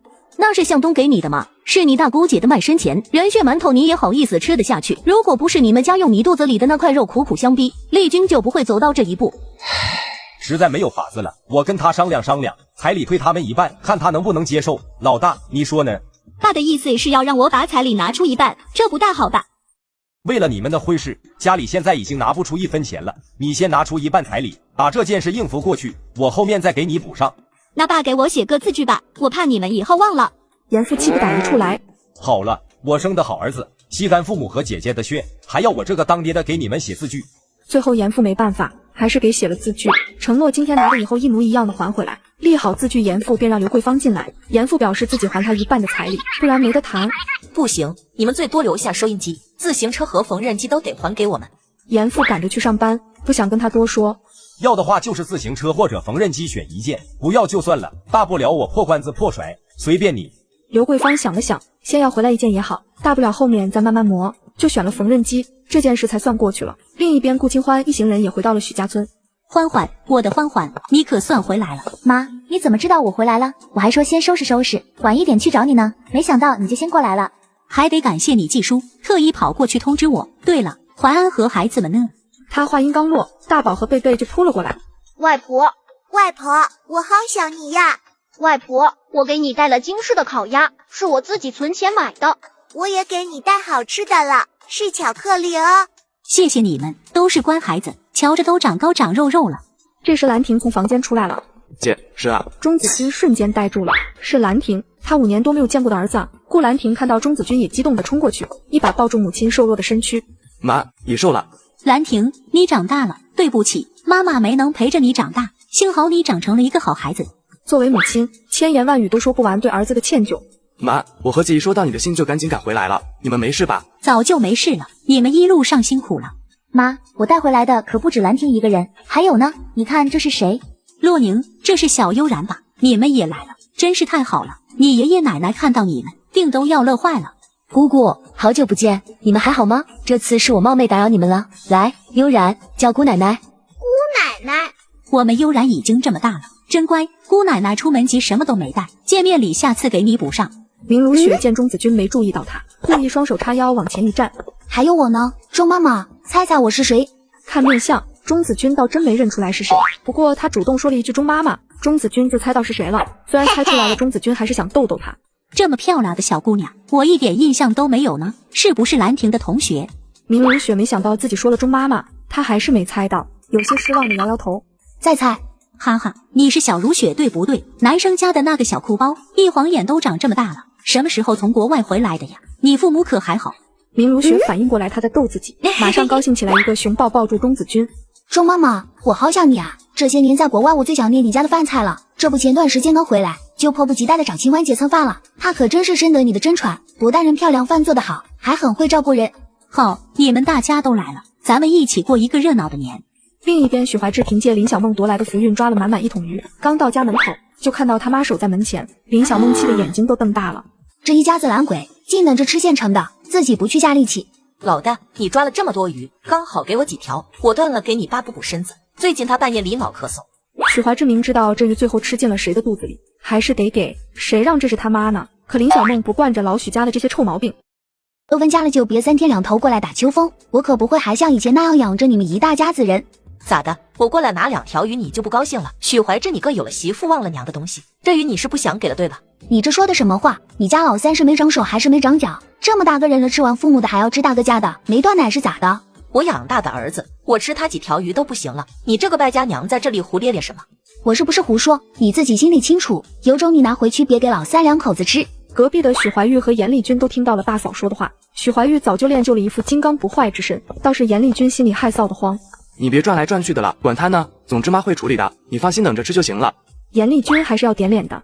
韩玉，要不我们也去网鱼试试，他们能弄上来我们也能，回会吃现成的也不怪人家说嘴。有现成的不吃你想啥呢？你以为那鱼是那么好弄的？我大哥从10岁就跟着村里人学下网，手艺好着呢，所以才能弄上来鱼，咱们去毛都见不到一根。严丽君心里拔凉拔凉的，怎么嫁了这么个懒的？人大哥愿意学，你咋不好好学？弄得现在吃个鱼还得被人骂，我不管你必须得学。咋的？你嫌弃我不如大哥？那你咋不看看你自己？人大嫂家里家外一把抓，又长得还漂亮，你呢？你终于把你心里的想法说出来了是吧？2口子正吵着，刘桂芳提着2条大鱼回来了。老三家的，快来给我接一接。刘桂芳顶着林小梦的谩骂，还是带回来了2条鱼。严丽君心烦意乱，一家人因为鱼的事情闹得不高兴。可偏偏这时候徐美玲挺着个大肚子又来要鱼。娘，我还怀着孕呢，给我1条鱼，让你的大外孙补补吧。徐美莹，你要不要脸？天天回娘家来打秋风，你男人呢？是谁说自家男人有本事的很，让他花钱给你买鱼吃啊？干啥还来我们家拿？你不知道你嫂子也怀了，需要营养吗？这可触碰了徐美玲的逆鳞，她像疯了一样冲上去要打许怀玉。许怀玉一把抓住徐美玲的手，2人厮打在一起。老三，你妹妹可是栽着崽，你小心这些别乱来。美玲，你三哥就是那张嘴不饶人，别跟他一般见识。你忘了肚子里的孩子了吗？话还没说完，就见徐美玲坐在地上疼得不行。怎么办啊？我感觉肚子疼起来了。几人瞬间吓得一抖，一个二个都不让人省心，为了几条鱼争成这个样子，这下好了，谁都别迟疑。说完，他跑出去找陈江河来处理这事儿。徐美莹，你别装死呀！你肚子里的那块肉还吓不到我，以后少来家里打秋风，这家没你的位置了。美玲，你咋了？妈，我疼。许怀玉见此也急了。许怀玉，老娘上辈子欠了你的，自家亲姊妹你下这么狠的手，美玲要是有个万一，你就等着讨打吧。刘桂芳在家里等得心慌，闻到隔壁林小梦炖鱼的香味，心里别提多生气，一脚踢在林小梦坐的栅栏上。你们都是死人啊，听不到这边的动静吗？还能吃得下去？许怀志和林小梦耷拉着一张脸走出来。妈，大过年好好的，你又干什么？你说我干什么？你弟弟妹妹吵成那个样子，你们还吃得下去饭？你的良心让狗吃了。妈，我们几个都成家了，个人自扫门前雪。这一年到头，我连在自己家里好好吃一口热乎饭都不行吗？许怀志也很生气，每次他们一有什么事，刘桂芳就找到他头上来。之前小产的事情，他这里还没有翻篇呢。你什么时候吃饭不行？明明听到这边的动静，也不说过来看看，有你这么当大哥的吗？母亲为了弟弟妹妹一次一次的跟他对着干，早已耗光他的耐心。说完，他提起装鱼的桶，往他面前猛地一倒。说来说去就是为了几条鱼，拿去分。见软柿子横起来，刘桂芳也呆住了。谁要你的鱼？我先走了。不一会，陈江河过来了。江河，你别生气，这次是美玲的错。刚刚我们已经批评过她了。两人根本不敢跟陈江河说这里面还有许怀玉的事儿，怕儿子女婿在干架。陈江河是生气，气许美玲不知死活一天，惹是生非。我还得送她去医院，这事就先别说了。说完，他就扶走了许美玲。我媳妇儿救了我的命，总比你们拿了我的钱后把我赶出门好。我们家我只听媳妇的话，其他任何人都不好使。接上集，许明山听说许怀安回来了，便带着老大来兴师问罪。老二，你回来了也不知道上门看看父母，还让我这个当爸的亲自上门，太不像话了。我昨天晚上刚到，这不马上过年了，家里一堆事儿就没有过来。再多的事，你回来也应该跟我们说一声。我今天还是从别人嘴里知道你回来的消息，丢人。许怀安不想搭理他的话，装作没听见。老二，你的病真的好了？差不多吧。那你以后怎么打算呢？还回部队吗？回不去了，不过我有一个新的工作机会，年后去京师。京师？什么工作？许怀安故作黯然地说。清欢娘家那边给我介绍的一个厂里的临时工，先干着吧，比我回来当农民强，好歹能养活一家人。这样也好，我之前总担心你没办法养家糊口，日子过得艰难，如今你病好了，能养活一家人也不错。老二，你媳妇那边如果有关系，能不能把你三弟也弄过去？许怀志顿时不高兴起来。爸，就老三那个样子，高不成低不就，他能干啥？我之前搭上我师傅的人情，给他找了一个厨房的临时工，他干了几天就被开了。那不是因为他脚受了伤吗？你自己心里很清楚，他的脚就算不受伤，就他那3天打鱼2天晒网的样子，又能撑多久？迟早被开。咱们都是你的儿子，你能不能不要总是为了老三来拖垮我们？爸，你知道的，我的钱被你们搜刮走了，家里全靠我媳妇养着，她脾气不好，要是让她知道你说这些话，恐怕还得跟我闹。我现在自己都自身难保，老三的事我管不了。什么叫被我们搜刮走了？当年家里没分家，你大哥和你的工资都得交给家里，这不是正常的吗？不过老二，我倒想问问你，你媳妇是哪来的钱？当初她都穷的要卖了自己给他妈治病了，现在怎么突然能拿出钱来了？是我岳母有先见之明，她在下放前已经给我媳妇置办了房产。之前她觉得我媳妇太小守不住，就没有告诉她。这次回去就把房租的事跟我媳妇交代了，我媳妇转手就把房子租出去，拿着钱给我治病，应付我们一家人的花用。而且我现在在做临时工，好歹能养家糊口。听到顾清欢在京市还有房子，两人震惊不已。老二，管他什么临时工，你先好好做，自己立起来才是正道。大哥说的是，我也是这样想的。明天是大年30，中午你们过来吃个饭。虽然咱们现在分家了，但这是规矩不能破。我问问我媳妇再说。许明山恨铁不成钢地瞪了他一眼。我看你现在是彻底没骨头了，啥都听你媳妇儿的，一个大男人被女人管得死死的，像什么话？我媳妇拿钱救了我的命，伺候我精心周到，把我从床上躺着救回现在这样，我咋不该听她的？总比有些人拿了我的钱，一脚把我踢出门，需要我的时候凑上来，不需要了就是丢掉的好。我把话放在这，我们家就是我媳妇说了算，谁的话都不好使。你随便你。他实在下不来台，气冲冲地走了。第二天，顾清欢和许怀安来到老许家吃中饭了。刚来到院里，就看见许怀玉头上霉运连连，瞬间知道这又是林小梦在作妖。看来林小梦还是贼心不死，今天好不容易大家都在一起吃饭，估计他会对我和怀安下手。还好去京师这段时间，灵泉里的猪血花成熟了，今天就把它气运灵泉收回吧。顾清欢便到厨房把猪血花粉放到饭菜里。下午林小梦发现自己背后的符印值消失了，瞬间慌神。怎么了？你不要管我。小梦，你又想起我们的孩子了吗？我知道你难受，咱们得向前看，孩子还会有的。林小梦听到，哭得更伤心了。不会有了，不会再有了。林小梦狠狠地大哭了一场。没事的，我们一家人好好的，比什么都强。林小梦看着担心她的许怀志，突然发现自己做过很多错事。怀志，如果我做了很多错事，你会原谅我吗？上辈子他抛弃了许怀志父子，这辈子吸了很多人的福运。如果许怀志知道他这么阴暗恐怖，应该会嫌弃他吧。只要你能改好，你永远都是我的妻子，大成的妈妈。小梦，我会努力给你想要的生活，没有了那个孩子，你还有我和大成，以后咱们好好过日子。林小梦狠狠地点头。好，我们一家人好好过。